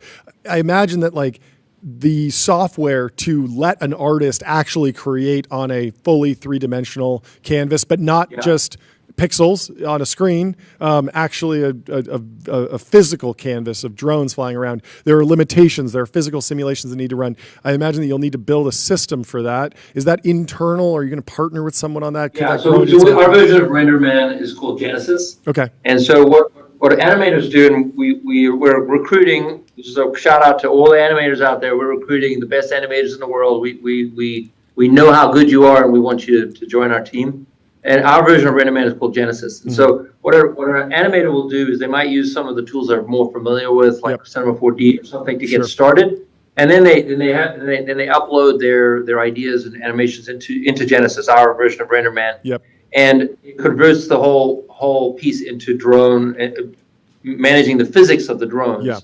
And a lot of AI in this process to figure out where do the drones go? How long do the drones get to move? Like if you're thinking about Mickey Mouse in an animation, it can move like this, and it's just no problem. Oh well, no, hold on. Drones actually physically move, so the actual animation changes from like this. It might move a little slower, and then if you do need to move it fast, you'll actually move the LED lights instead of the drones, and it'll actually create an illusion of the drones moving very, very fast. Yeah. But that's all part of our Genesis tool. So that part is internal to Nova, and we continue to develop that, and we do have ambition for it to make that level of a difference like RenderMan has done for animation in movies. That's great. On the hardware side, what lessons are you taking from your experience with Tesla to this business? Well, the thing that I know so much with Tesla, I do look at AI a lot there, but it's spatial AI. Mm-hmm. So full self-driving it's not LLM. It's a completely different approach to learning models. Yeah. And it's actually very, very similar to moving drones in space, moving them around in the air. And the lessons that I'm learning about being able to this might be a little inside baseball on AI, but using the transformer technology to do predictive video that you learn from Tesla. And then the scale of the hardware, which has gone from you need something the size of this room to something that can be the size of an iPad, to something that for when it gets to be for drones would be something that would be half the size of an iPhone. I'm able to watch that happen, and then of course once you get there, then you can imagine what can happen. You can even design for it, but the actual hardware has to get small enough. And once you get there, then you just start to imagine the magic that's possible. This is a question maybe for both of you. But one of the actual goals I have with our drones is to be able to speak to the drones and have the drones react to you at a scale of 10,000 drones. That's actually possible. You just need inference engines on the drones we're just not at that hardware scale yet, but we'll get there. In terms of market structure, by the way, I mean, people have been experimenting this with various models. This idea of like generative imagination. So just imagining something, talking about it, and just having the sky react would feel like 10,000 drones, and it'll actually form in a way that responds to you. It's all possible without the hardware. Is not solved yet, but the hardware is just getting smaller and smaller and smaller. My worry is that you guys are going to achieve this vision internally, and then become so addicted to just sitting back and watching your own creation. But the beauty is that you can literally touch grass while watching one of these. You can do it outside like it's a drive-in movie theater. It's fantastic. It solves a problem. You can enjoy the screen while touching grass. It's the best. On market structure, I'm interested to know. Right now, it feels like the company is extremely vertically integrated. You own the drones. You develop the IP. You might work with someone, but eventually you're building the software, you're running the shows, you're taking in the ticket revenues. In the long term, do you see that there will be like an AMC or a Lowe's or a theater chain or an owner-operator or a franchisee? Is there some world where your focus narrows? Yeah, no, our focus is on content and technology. So we want to be the Pixar. Yeah. We're very excited to work with ticketing partners or with Dodger Stadium will have probably Ticketmaster, and that's Sure. fine. Yep. We work with Fever, which is a fantastic promotion partner around the world. We are focused on content and technology. The venues have been built. Yeah. You know, it's like, of course.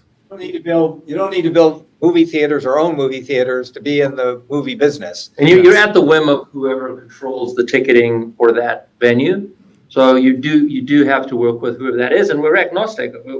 There's some ones that are better than others, but at the end of the day, we love all of them, and we want to work with all of them. Will you guys partner with cruise ships? Have you thought about that potential? Cool. You're far out at sea. Yeah, we have some very, very interesting innovations happening on the cruise ship side, but it'll be unveiled probably about a year from now.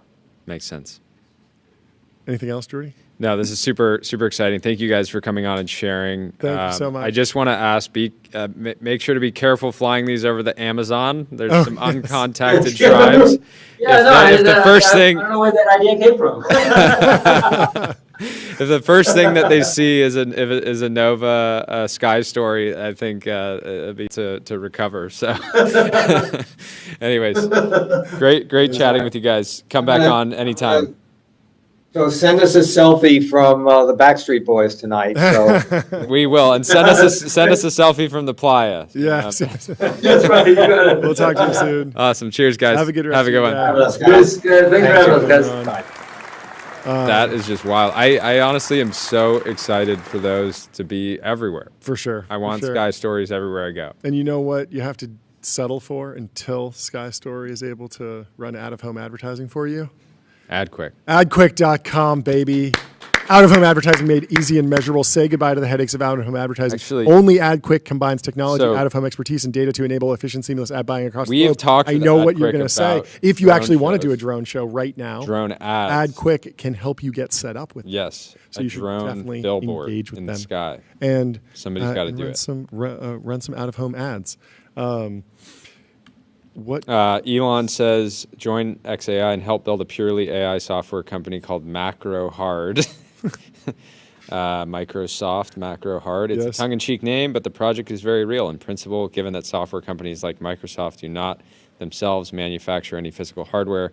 It should be possible to simulate them entirely with AI. He's really taking shots at Microsoft lately, coming for Satya. Hopefully this did not that I see get a Satya reply, but when Satya times in, when Satya claps back with the corporate speak that just hits super hard, I'm so there for it. I'm cheering. It's a fun little Neo and Morpheus are fighting on the timeline moment. Anyway, we have our next guest, Jessica Livingston from Y Combinator, of course, coming into the studio. Welcome to the stream, Jessica. How you doing? Finally. Hi, am I talking to you now? You are We're live. to us now. You We're are live on the on the internet. air. We are on X, YouTube, Twitch. We figured it out. We're on Substack. We're even on LinkedIn. Substack, a YC company. And Twitch. I love it. Twitch Hi, also guys. a YC company. Hi, how you doing? Hey, what's happening? I'm good. I'm so happy to be on the show and see you. Long time no see, John. Yes, it's been years. We probably ran into each other. YC 2018. I went through the batch, and we were at a couple overlapped at a couple dinners. Are you up in the Bay right now? I am. I am at Y Combinator's office right now. Normally, I live in England. Yes. And so I'm here for a couple weeks this summer. Paul and I are back. Give us the vibe check on San Francisco and YC. You've seen so many ups and downs as trends have come and dissipated and people have talked about moving. What's your current opinion or take on just San Francisco and YC as a place to start and build a business? Well, so I come back to San Francisco sometimes just once a year, usually a couple times, 2 or 3 times. So I've only just seen little snippets of it. Mm-hmm. I was very depressed a few years ago. I came back, it was like 3 years ago when I went to a bunch of like big YC startups like Reddit and Twitch and all of these just to go say hi to some of the founders and to get a tour. And it was really grim in San Francisco. Mm-hmm. Like I never walked around. We were like in the car the whole time. And we went into these startups and no one was there. Everyone was still, working remotely. And I remember leaving thinking like, what is happening? Like, it was so weird because it was very sudden for me because I hadn't been there during the pandemic, you know, so it was all of a sudden this snapshot was one that felt so foreign to me. And now I feel like it is just vibrant and alive. And there's so much crazy stuff going on in the world. But in this area, the Bay Area and San Francisco, it seems so optimistic and exciting. And Y Combinator is just flourishing there because I'm on the board. So, you know, we keep tabs on it that way. We don't come back all the time, but we try to come back for a dinner, a session. And now there are 4 sessions a year, 4 batches. So I think we're going to have to come back 4 times a year and, you know, talk at the dinners and things like that. But it's still the NFL Combine of technology. Technology. Be more positive. Yeah, What? yeah. No, we like to call it the NFL Combine of Technology, where everyone who's joining the league, they once they leave Y Combinator Demo Day, they have a serious business and they need to be evaluated by the scouts, and the literal venture scouts, and sometimes the venture capitalists who kind of play a role of scouting the next public. I'm hoping to come to. I haven't been to Demo Day in a couple years. Years. I'm hoping to come to the next Demo Day, not the one in September, but the one in December. You'll have to come. We live stream from Demo Day now, and be prepared. We bring a lot of confetti. We bring a lot of very air horns and gongs. And if you're not prepared, very loud. One venture capitalist friend of ours came in, and Jordy like launched a cannon of confetti all over him, and he was very surprised. But it was great. That's so cool. You live stream from Demo Day? Oh yeah. Okay, it's I'm really gonna fun. watch it. In England. Yeah. In September. It's the best. People have said it's the best way to experience Demo Day from England. Yes. So, we'll send you the previous streams. You can watch. We go back to back with founders as they come off and have much more unstructured interviews. It's the opposite end of the spectrum from the prepped Demo Day pitch, which has a particular veneer to it and is meant to deliver information at a certain cadence. Our interviews are all over the place. We'll talk about what people are wearing, what they did before, what they did, what they want to do next. We do go into the companies, but we have a lot of fun with the founders. How do you? What do you think your role is in terms of being on the board of YC, continuing to help steward the company, but having so much space from both San Francisco and even the business, right? I feel like when you can create that space, in this case, it's a physical space, it can help you have a perspective that is unique and valuable, even if you're not in the office every day, like someone like Gary. Yeah, I mean, I have a lot of space. We moved to England in 2016, and it was only meant to be a year, and I took a sabbatical that year from YC. Paul had already retired. Yeah. Sam was running it, and it just kept going. The sabbatical was like endless, and I never went back. So I've had a lot of distance, both mentally and physically. And I think I was really tired when I left. I mean, having started Y Combinator and it was growing, and then I had kids at the same time, like barely took any maternity leave. I was just really burnt out. And so I think I love that I have this space because I feel like I have so much energy and love for startups, but it's not all the time. So it feels like this special thing. Like when I do... Feels like going on vacation. Like going on vacation to San Francisco. Going on vacation to the Bay Area. Totally. And we've been having... But it's a vacation that's very strenuous because I've been having I'm busier here than I am at home. And we have meetings. I just toured the OpenAI office right before I got on the show. And it's just, that's why I think I'm on such a high, because it's just all so exciting. And not that it feels novel, but it just feels so different than, having sheep in my yard in England. But it's great to come back. I'll tell you that much.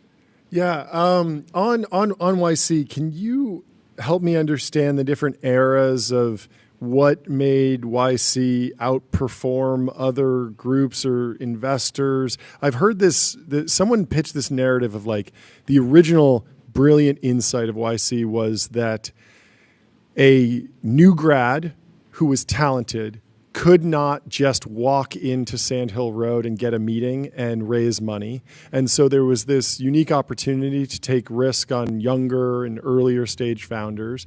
And then the second era, not really era, but second unseen opportunity that everyone else was missing was helping connect international founders to American capital markets and bring companies. And there's a huge amount of companies in the YC portfolio where they built a business somewhere else. The founders grew up there. They're connected there. But coming to YC got them accelerated in the American business context. Do those two stories resonate with you? Or is that completely apocryphal storytelling, or is there something there? How would you kind of noodle on that? Well, the first part of it, 100% is true. That was our raison d'etre. I mean, we started Y Combinator in the beginning of 2005 in Boston. So there were not many angel investors. And so if you wanted to raise money, you had to have a business plan, and you had to go in and pitch VCs who, of course, only wanted to invest millions of dollars in you. Mm-hmm. There wasn't really an easy or efficient way to say, hey, I really just need like $50,000 to pay the rent, quit my job, and sort of experiment with what I'm working on. Also, remember at that time, server costs were coming down. You kind of just, if you wanted to do a software company, you just needed a computer.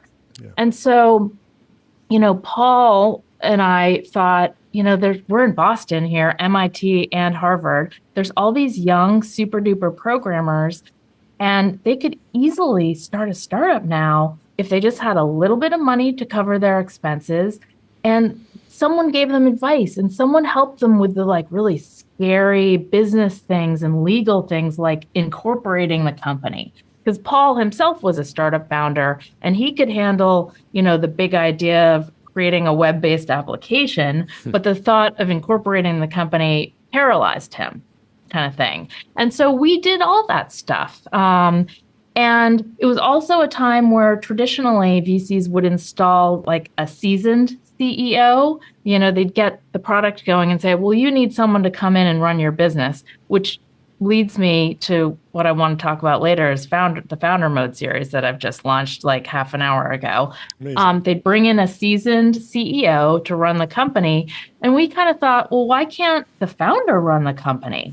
Yeah. Back in 2005, we should just train them on the businessy stuff. So that's how we started. And for many years, it was run with that in mind, help the programmers. Our target audience was always programmers. And we just brought in people to say, here's how you run the business and get product market fit and all these different things. We had all the guest speakers that would come in. Second part of your question about the international people. We always did fund some international people. The point is, we always said, in order to benefit from YC, you need to come to the Bay Area. You need to experience it.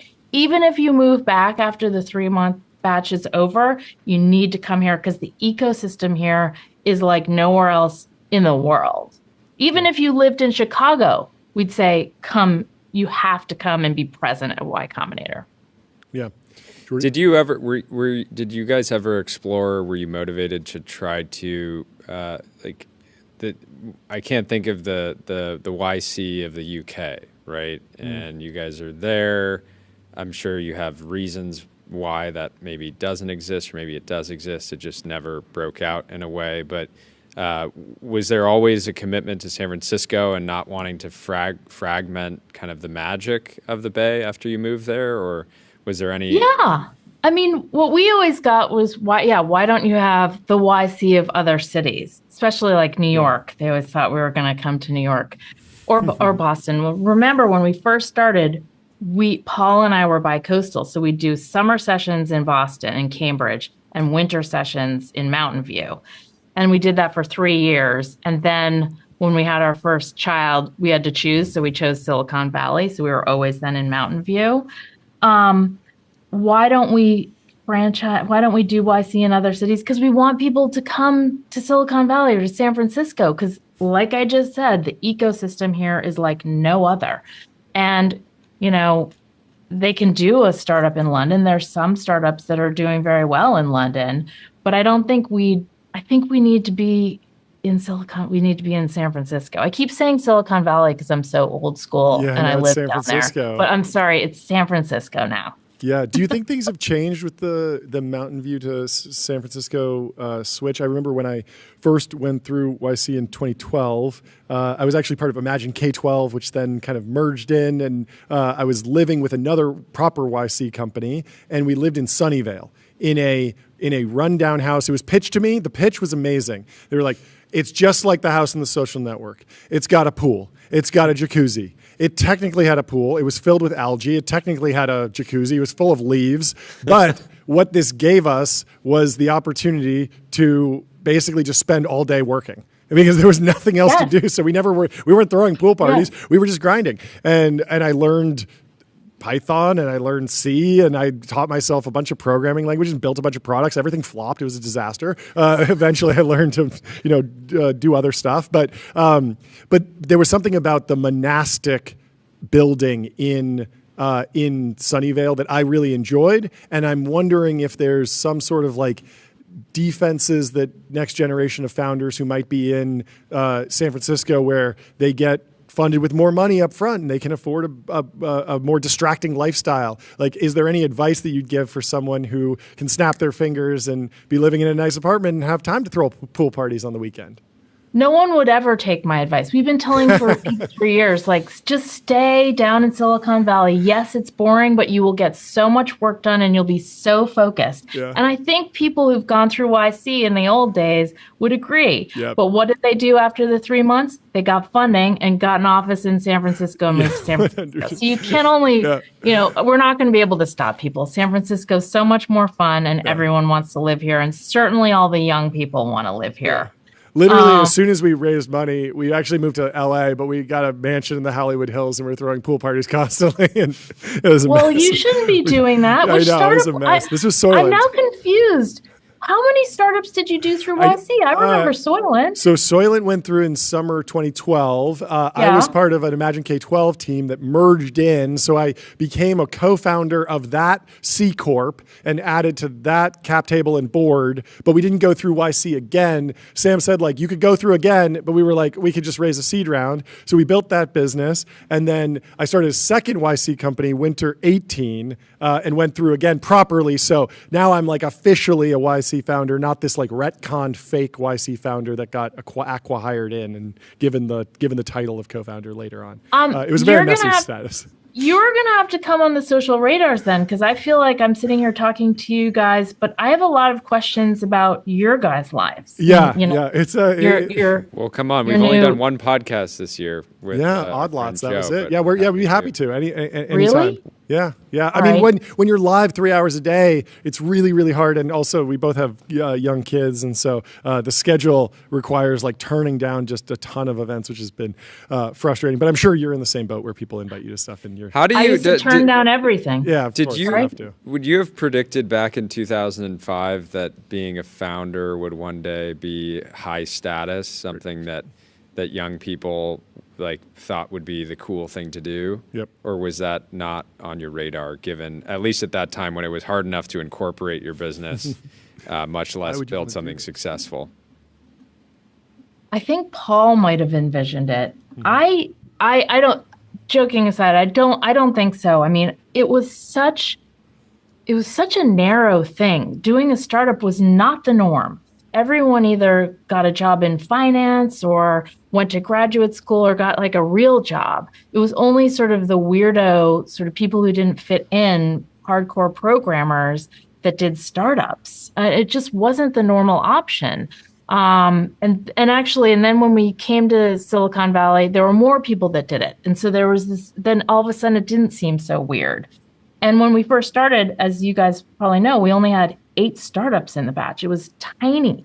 But it grew consistently over the years. And as more startups got going, more people heard about them. And then I remember specifically, it was like when the Social Network movie came out. I don't know what year that was. Was it like 2011 or something? Yeah, 2010, Like- 2011. Somebody But should a try lot to of do an peop- analysis and on how much EV that movie created. Probably a lot. Because it has to be in the, it could easily be in the hundreds of billions. Even though it's of sort of the wrong reason to do a startup, lots Totally. of people just did it Yes. anyway and built businesses. No, because parents, and of course, Facebook itself was made That's true. startups Yeah. more popular. And parents, I mean, we used to have parents who sort of disapproved of their Yes. kids doing YC because you got into Stanford grad school. Why on earth aren't you choosing that over what's this Y Combinator? And then all of a sudden, startups became seen as like this interesting thing that people actually did. I mean, I'd like to say Y Combinator had a bit of an impact on the number of startups that got started because we hopefully made it really easy to do. So people who wouldn't have started them did. But yes, that movie I do believe had a big effect. At least it had a big bump in the YC applications. Also, just the press machine, some of Paul's writing around how to do PR, some of the internal resources, that also made it more acceptable. One of my co-founders dropped out of a PhD program at Caltech. Both of his parents are professors, so that was a big negotiation. But fortunately, Yes. like TechCrunch was there and had written about us. We were profiled in the New Yorker, and the business just felt a little bit more real. But in the early days, even going through YC, you tell someone, I'm doing a startup, hey, it's actually kind of real. Like, I'm in this YC thing. People would be like, what are you talking about? Like, you are crazy. Why don't you go work at a bank or a consulting firm? Anyway. People didn't get it. Yeah. And so we just happily and quietly like did our thing, appealed to this small group of users that loved us, and just kept growing every year. Yeah. And now like everyone's doing it. The flip side of this is I'd love your thoughts both as a founder and a mentor to entrepreneurs and also a parent potentially on this concept of get your bag culture, or this idea that Gen Z founders are potentially optimizing for short-term economic gain at a higher rate than previous generations. Do you disagree with the premise? Do you think that there's an antidote? What's your thinking about that concept? John, what kind of culture did you say? This is how out of touch I am. So they Explain it like the she cool lives in the kids refer London- to it the as English countryside. get your bag culture. A bag, of course, is a bag of money, and getting the bag is a liquidity event, typically reserved for IPOing a generational company. So you can compare this to like the origins of YC, which is maybe more hacker culture, people that were in it to just tinker and build the product and build satisfy an the user. experiment, or maybe build something for themselves. Make something and now people there's want. a category of founders that I think people rightly categorize as people that are purely in it to make Quick money. Specifically Yeah, I quick money. call them carpetbaggers. Carpetbaggers. Okay. Yeah.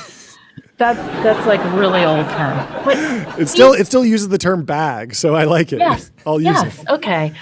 I think I don't think that it's sustainable if you're after the money. You can't start a startup sort of just to make money unless you're really good. You need to have some sort of genuine interest in what you're building because they're so hard that in order to get to that, whatever kind of liquidity event you can get, in order to get there, you have to go through so much difficulty and stress and hard times that I think it's hard to do. I think people have done it. But I don't think it's not as easy as it sounds to like, oh, go get that funding.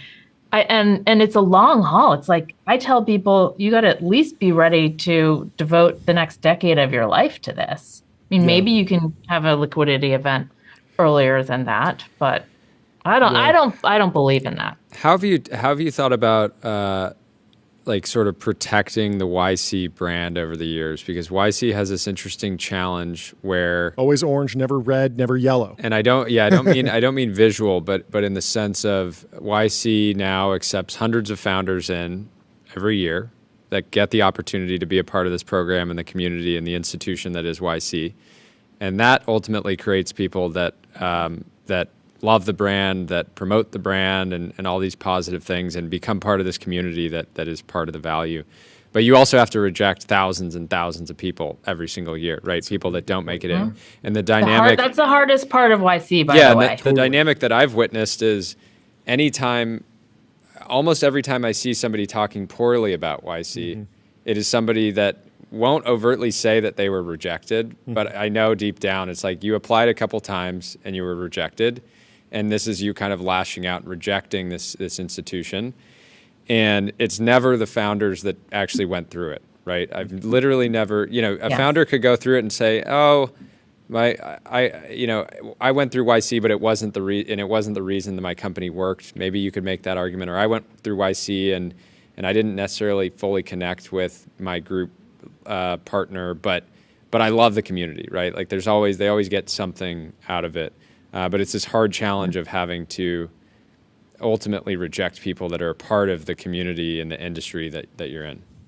Well, you're making a good point. We always want people to think good things about us. And certainly if we reject you, we want you to apply again. If you're still going, it's not like, oh, we don't like you and we never want you to come back. Maybe we just thought your idea seemed bad and you wind up pivoting and reapplying.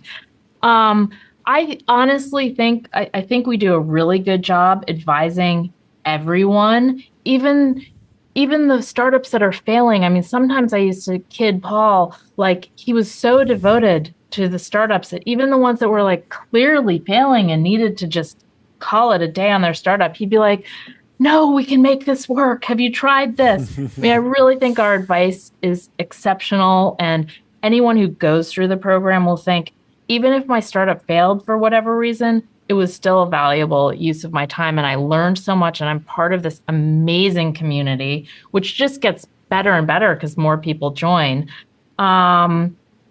We can't do anything about the people who like say bad things. They're mostly people who have never been through the program. And so, or people we've rejected. You're right. Yeah. Are there particular red flags that pop up for people who see YC as a resume bullet point to add? I'm laughing because the answer is yes. A lot of people, and one of the YC partners, now who looks at all the applications now. I don't look at the applications really anymore, but you can definitely tell people who are like building their resume and just want to put it on like their LinkedIn. Yep. And in fact, I think we had to like do something to prevent people from saying like YC founder on LinkedIn. We had like as in like a type of education. Yeah. Like it doesn't go in the education section. It's an investor. Like it goes in the investor list of your company, which you will continue to build forever, hopefully. But I mean, that's also what every brand would hope is people value our money so much that they put it as part of their education. Yeah, it's an interesting trade-off. Yeah, it's a good problem to have, right? Yeah. I mean, I have a friend who I went to high school with, and like phenomenally tracked individual, perfect SAT scores, Ivy League education, rejected from YC like 10 times, I think literally 11 times, got in, starts a company, an AI company, before the ChatGPT moment, and is just absolutely taking off and has been doing fantastically and has turned it into his whole life's work, which is fantastic. I love that story. To be he was rejected 10 times? It might have been 11 times. I need to, I'll text him and confirm the exact number, but it was way over 5. And this was back when YC was only doing 2 batches. So this was a 5+ year process of facing rejection and continuing to build and getting through. And so, to the people that think that they want to take to their Anon X accounts and talk some trash, I would say just continue to apply the 11th time. Yes. Yeah. And then talk some trash. Apply the 11th time, like absolutely. I was rejected. Well, even I was so my last company I was rejected, and I was even after we had raised from but I get to cover demo day now with John. Jordy, I feel guilty. No. It was for good reasons. The exact reasons that Michael laid out in the rejection were the reasons that my last company, like our hardest moments were all he saw it, like he had a crystal ball. Yep. And he saw the struggles that we were going to run into. We eventually pivoted. Yep. But it was I appreciated the advice. Yep. And then I still feel like YC is great because you not to turn this into just praising YC the whole time, but all of the core lessons are just all available online. Yeah. Right. And if you don't just read them, but you actually but apply them. Yeah. But you actually apply them. I mean, the lesson that the lesson that I think a bunch of companies right now are going to learn: scaling headcount rapidly prior to true product market fit. Right? We have all these early stage companies, seed, Series A companies. When if you get up to 30, 40, 50 employees with like some market pull but not true product market fit, good luck going through a real pivot, like a bet the company pivot with 50 people on your team. Like it's so much harder than if you, I think YC's standard advice is keep it like, if you have like, under 7-ish people, if I can remember. A 2-pizza team can potentially pivot. Once you're at 50, it's going to be really, really hard. I don't know. And you should always stay small before so you can conserve money. Because if you don't have product market fit, what if you have to pivot? You can't do it as a big organization very easily. Yeah. Can you talk a little bit more about finding product market? The other thing I will say that from the 2021 era was that there was advice from investors broadly, and this is like due to just like this pressure around delivering markups, but there was this advice broadly of like, if you want to raise money, you need to have best in class growth, which means that if you're a seed stage company, you need to get to $1 million of ARR. This was the 2021 era of like, that's what gets your Series A done. And you need to basically do it in less than a year. And like, there's this extreme pressure to do that. And I think that was at odds with YC's philosophy, which was, it's not about how fast you get to, like the company that gets to $1 million in ARR, the fastest is not the one that gets to $1 billion the fastest, right? And I just, time and time again, when I talk to early stage founders that aren't in YC, I just say, go like read everything you possibly can that has been created from the people that have been a part of that. Study the blade. Sorry, that's going to be another Study the reference. blade. That's another meme. Sorry. Study Jessica's blade. I gotta get up to speed on these memes, you guys. Memes for old people. We throw them fast and we'll make YC for memes. And you can come through it. We'll accept you. On product market fit, talk about what product market fit looked like in the first batch, and now I want to apply some of those takeaways from like, we're in this weird era. There's a current discussion around AI inference reselling as a potential way to spike revenue growth that is not a true example of product market fit, because you are effectively selling $1 for 90 cents, and people will just take that all day long, and that's not actually product market fit. And I want to know how you tussle with that in the various companies that you saw early on, like false signals for product market fit. Well, we didn't have that much product market fit in the first batch. I think the only one was Reddit. Yeah. And even that was sort of slow going with maybe some fake accounts and things. But I mean, I always think of it, and I am probably not the best person to talk deeply about product market fit. But what always sticks with me is something Paul Buchheit used to say, which is it's better to make like a small group of people love you than a whole bunch of people just like you. And I think if you can make that small group of people love you, you usually always can expand that group of just avid users. If they just like you and are just coming to your site now and then, or won't pay for something, those people aren't going to stick. That's not something you can build a long-term business off of. And I think, at YC, we're always just like, find people who love this product and will pay you for it. That's the best way to determine if they love you, right? Because a lot of people will say, oh, we're starting this idea. Our friends, say they'll use it. We're like, really? Are they really going to use it, or are they just saying they're going to use it because they're your friend? Like they really want to know what local events are going on in their neighborhood that night. No, they think they do maybe, but they won't actually use it. Yeah. Talk about your new series, Founder Mode. Oh, yes. Founder Mode. Okay. So very briefly, literally just launched it like in the last hour.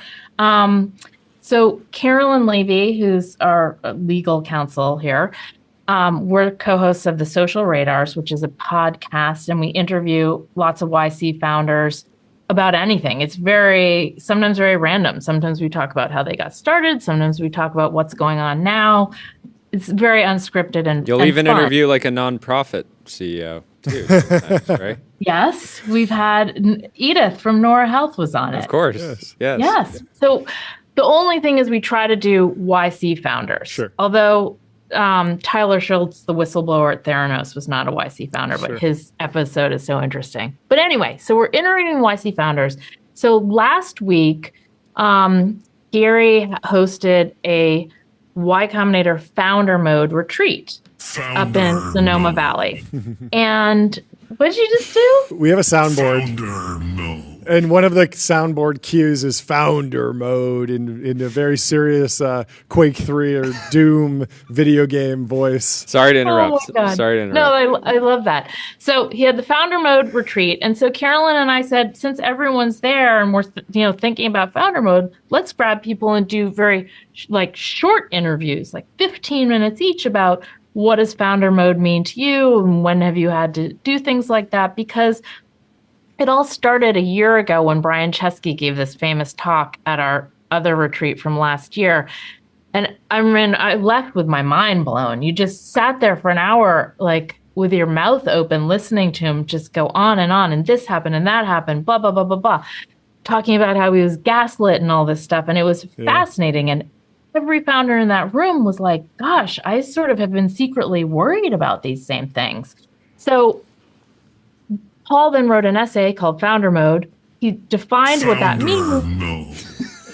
He defined what that meant, but we need to collect examples. So that's what Carolyn and I are doing. You're making me laugh with that. We're collecting examples. So we have like 10 different episodes coming out with a bunch of different YC founders. Yeah. Today we launched Brian Chesky, Gary Tan, and Paul Graham.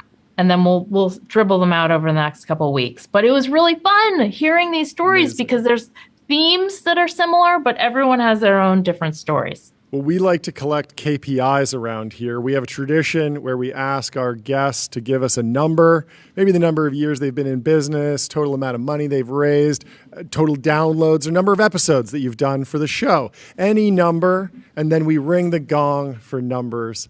Is there anything you can share with us that can quantify your career? Anything, any number that sticks out to you? It can be anything, any number at all. Yeah. I mean, I'd have to say 20 because we founded Y Combinator in 2005. There we go. Best year yet. Right. Best year Thanks, yet. you guys. It's not all digital soundboard. We also embrace the analog. We're all gonna go listen to the Founder Mode series. We encourage the audience to as well. And all that we ask is at some point in the future, come and do the demo day stream with us. We would love to have you Join live us on the demo day for stream. live It's a quick coverage. interview. If I'm here, 5-10 I'll minutes. stop by in You December. should. That'd be fantastic. That'd be We'd love to amazing. talk to you more. Have a Awesome. great rest of your day and Great have a to great chat. rest of your trip to San Francisco. Yeah, Thank enjoy you. the Bay. Thanks talk so to you much. soon. Bye, guys. Bye. Let me tell you about Bezel. GetBezel.com. Your Bezel concierge is available to source you any watch on the planet. Seriously, any watch. And our next guest is already ready. He's in the Restream waiting room. He's coming into the TBPN Ultra Dome. We have Zach Bookman from OpenGov. Let's bring in Zach. How are you doing? What's going on? What's up, John? Hey, Jordy. How you doing? What's happening? I'm fantastic. It's I'm happy to Friday. be with you. It's Friday. We're close. I feel Monday's right around the corner. I'm so Yeah, excited. yeah, Monday's right around the corner. Can I just get real with you guys for Please. a second? It takes a lot of stamina to build a company and to lead and to be a CEO. And like what you're doing must take so much stamina too. How do you It's a daily marathon. It's the Come on, entire get secret. real. How do you do this? Hours a day performing. Yeah, we joke. Anyone is welcome to compete with us. Just be willing to produce Just quit your 20 job. hours a week of live content. Be willing to spend a meaningful amount of your waking life live on the TV. internet. Yeah, the internet. And on Diet Coke, which On is Yes. Diet featured Coke. prominently. Yeah. Yes. We've been rotating them out a little bit, but yeah, Diet Coke's the current Jordy, daily what's drug. Yeah, I mean, going the on? the What's real your secret. one? I'm He's got the drinking, Mataina. Andrew Huberman's Yerba Mate, Mataina. Oh, that'll jack you up. I drink 2 of those before the show every day. Yeah, And that's then where- I that's- cruise that's how with the John Diet Coke. warms up. I call it podcast in a can. It's a podcast in It's a a can. podcast it in really a is. can. So you're asleep like half the weekend. Oh yes, yeah, that's Oh, exactly that is what the happens. big, that's the big I issue. crash We're, on the we're on weekend. like insane caffeine levels Monday through Friday, and then on the weekend, our wives will be like, what's going on? Like, Like, wake what? up. Like, you're done. Like, I finally was like, the secret is you haven't- stock energy drinks, and then I'm ripping. yeah, in at least 500 milligrams father mode. Saturday and Sunday. well, you're sure. getting the most exciting guests too. So it's Yeah, we had it's- some good the ones. adrenaline That's with great. no performance, even Yeah. you know. Yeah, it's really cool. Yeah, can you kick us off with an introduction on yourself? I'm familiar with the story of the company, but I'd love to just introduce it to the audience. Sure. I'm Zach Bookman. I'm co-founder and CEO of, and it's an enterprise software company called OpenGov. Yeah. It's vertical software. So we sell software to modernize all of our nation's cities and counties, state agencies. Yeah. So I started the company with Joe Lonsdale Yep. and two amazing young Stanford engineers. 13 Can you years explain ago. Overnight who's success. Who's Joe? Who's Joe Lonsdale? Eisenthal for those who don't know? Stop. Yeah, no. Joe's co-founder. Okay, No, okay. I'm kidding. Co-founder of Palantir, buddy of Yeah, yours. yeah. Hey, your audience is getting so big. There's people not in the valley here. Okay, so They've been living Yes, under a uh, data center. it's If true, they don't it's know, true. if they don't know Joe. 13 years, incredible run. yeah, I, make the I joke, felt it's like, a 13-year overnight success. of, So of course, and I we feel like the sold company kind of came out of nowhere. Was that intentional? Were you building like behind the scenes, or is that just a function of the market? Well, a little bit of both. Yeah. And there's a third one, which is called the long series of painful mistakes. Yeah. So those who don't know, we sold the company last year Yeah. for $1.8 billion to a very large family. Okay, you almost tripped over there. It was the largest, I think, private software transaction of the year, and maybe one of the largest of the last few years. I just keep going. This is fun. It's great. You're on a roll. You're on a roll. We designed the soundboard for this kind of interview, and you're really Hit really hit another. Hit him the action. You got a horse noise. You got everything. We saw all these governments Yeah. using like green screen software, more than a decade ago. This is after the Great Recession. There were 3 cities that went bankrupt, 12 that were predicted to go bankrupt. And we were like, we're going to pay taxes for the next 50 years. Where's our money going to go? Yeah. We saw the state of California using an accounting system that ran on COBOL. Mm-hmm. And they entered into a $100 million agreement with Oracle and Accenture, which ballooned into $1 billion deal. That was 7 years. Let's give it up for the shareholders. Wealth transfer from taxpayers. I'm a California taxpayer. Just Correct. write the check to Larry Ellison next time. And we saw the city of Palo Alto was running an ERP system that was delivered on 20 disks and had green screens from a German software conglomerate, SAP. Yep. And they paid $10 million for it. And we were like, we have to be able to do good for our communities, our country. It was super mission driven. Our mission is to power more effective and accountable government. And we thought there's a pretty good business here. Mm-hmm. And it turns out there's your investor audience would know there's a company called Tyler Technologies. Mm-hmm. Most ordinary people haven't heard of it. They do about $2 billion in revenue on software and services for state and local governments. Mm-hmm. And they are I think 10th best performing stock of the last 20 years. They're on the S&P 500. Wow. They print like well over $250 million of cash a year, probably 300-400. And so we got out of the gate, had a little bit of hype. Yours truly made basically every entrepreneurial mistake in the book, built the wrong products in the wrong order, hired the wrong people, raised too much money, spent too much money, had to learn enterprise selling on the job. And we managed to get some outstanding star-studded investors and board members. Mark Andreessen was on the board, John Chambers, obviously Lonsdale, Catherine August, who helped build First Republic, and folks like Lorene Jobs and Scott Cook. So people were very attracted to the mission. I used to have hair down to here, so maybe there's like the long-haired crazy founder thing. Yeah. And with all these mistakes, it was hard times from like literally probably 2015 to 2019, almost not raising a round. Uncle Joe rescued us once or twice. And, Mark would joke with me. He's like, and then it kind of started to work. And he'd be like, this is like little engine that could. And this is in, then it turns into like 2021, ZERP, every company's growing like 80%. And my shareholders like bored, right? They're like, we're just like a good little company. And literally right up until I could see they were a little tired, and right up until the sale, people thought we were worth about half of what we were worth. So things had really started to work. Cox was diversifying their 125-year-old family business.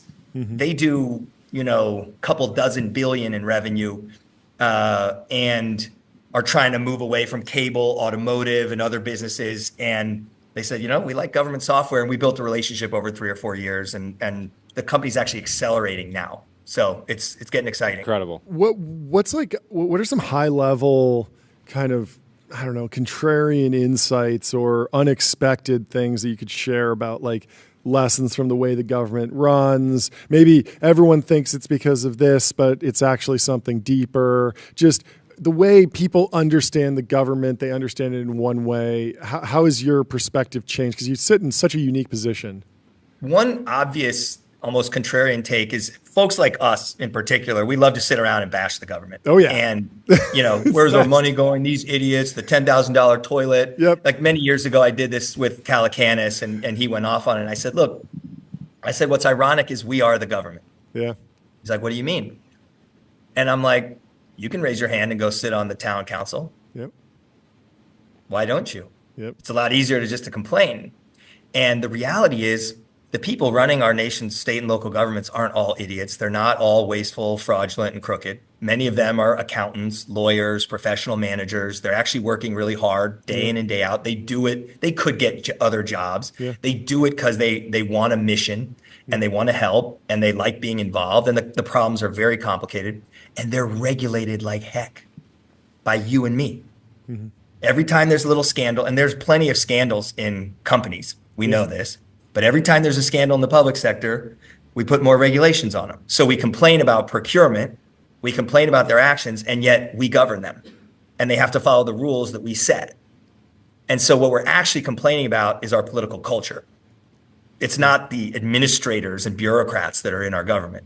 So that's one contrarian take. Another is few people think about how important these entities are.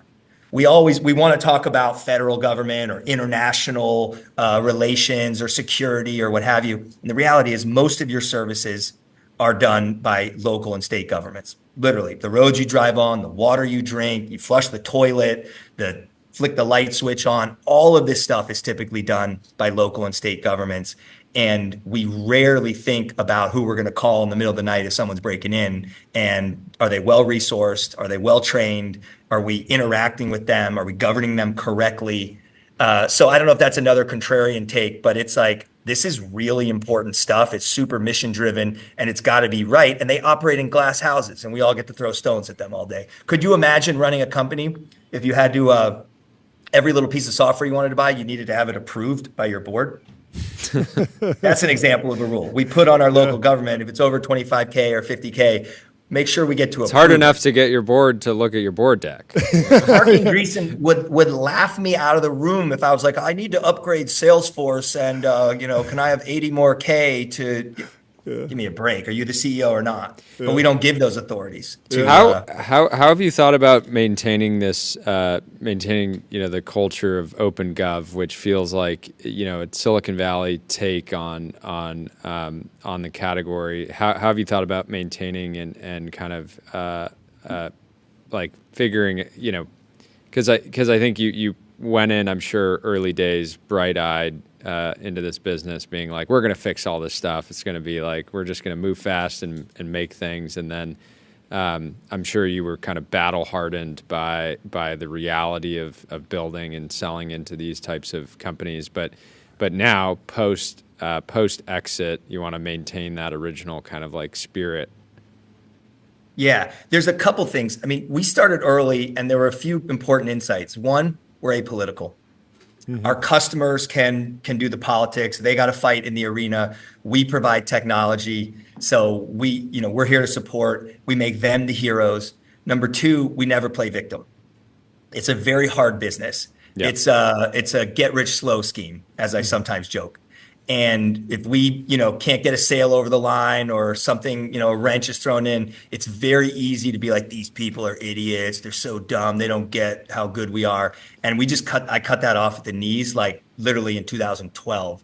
We don't play victim. We go back to work, we build a better product, we build a better go-to-market, we hold ourselves to a higher standard. We're going to win because of the quality of our products and services and so on. And we've kind of held strong to that. The culture is getting stronger than ever. By the way, we came back to the office, and that's hard for a lot of people, but like, I don't know what I was thinking, staying remote, virtual, and distributed for so long through the COVID crisis. But you recommend it. You recommend it to your competitors, right? I would. I'll do anything to help my competitors be fully remote, virtual, fully distributed. Fully distributed. Yes. In fact, maybe I should write a handbook on how to make the announcement at your all hands and say, move to the beach, move home with your parents, keep your salary, we support you because we're so inclusive. This is my hot take. You got to write a book, the 20-hour work week, and sell it to as many people as possible. Yeah, just like 20 hours. That's how to win selling into the government. The 20-hour work week. Yeah, just 20 and just hours. run your whole company on Slack and email. Like you don't have to talk to people. Yep. Maybe do it from the putting green too. Yeah. So culture-wise, we're very hard charging. We call it like donuts and doorbusters. We'll like. We show up with donuts and we'll kick down the door of the local government and sell literally door to door. So this is very high energy, high evangelism. We're literally trying to make change among these old line bureaucratic entities, drag themselves into modernity and into an AI first future. Well, I want to talk more, but John has to get. My plane's leaving in 40 minutes, and I have to get to Burbank, so I have headed? to run. Yeah. Where are you headed? Headed up I'm going to San Francisco. You want to hang out a little bit? I'll be fantastic. there in a couple hours. We'll get a drink. Well, next time you come by OpenGov, I'll give you a tour and we'll hang out. Sounds awesome. Can't Come wait back for on it. anytime. Yeah, this is I a great really hang. enjoyed this. You're our new local government correspondent and expert in I'm residence. in. We've been Thank waiting. you. The We've space been has waiting gotten for hot, you. guys. I'm sure you hear about, all the PE firms people. like hovering and VCs are trying to, and Y Combinator trying to figure out how to kill. I don't want anyone else bringing AI to my local government except Zachary Bookman. Very kind of you. It makes me sick to think that other people think they can compete in your category. Competition's I won't good. Yeah. It's all good. Although I think a lot of people are in for more pain than they might realize. Yeah. Anybody's welcome to compete if they're willing to slog it out for a 13 decade. years. Yeah. Anyway, great hanging. We'll talk to you soon. Great hanging. It's an honor to see you guys. you Good luck. Have a and great weekend. Thanks for joining. Bye. Cheers. And that's our show. Leave us 5 stars on Apple Podcasts and Spotify. And thank you for watching. Get to the airport. Only 3 days till Monday. Only 3 days till Monday. Everybody wish Lock John in. good luck getting to his flight.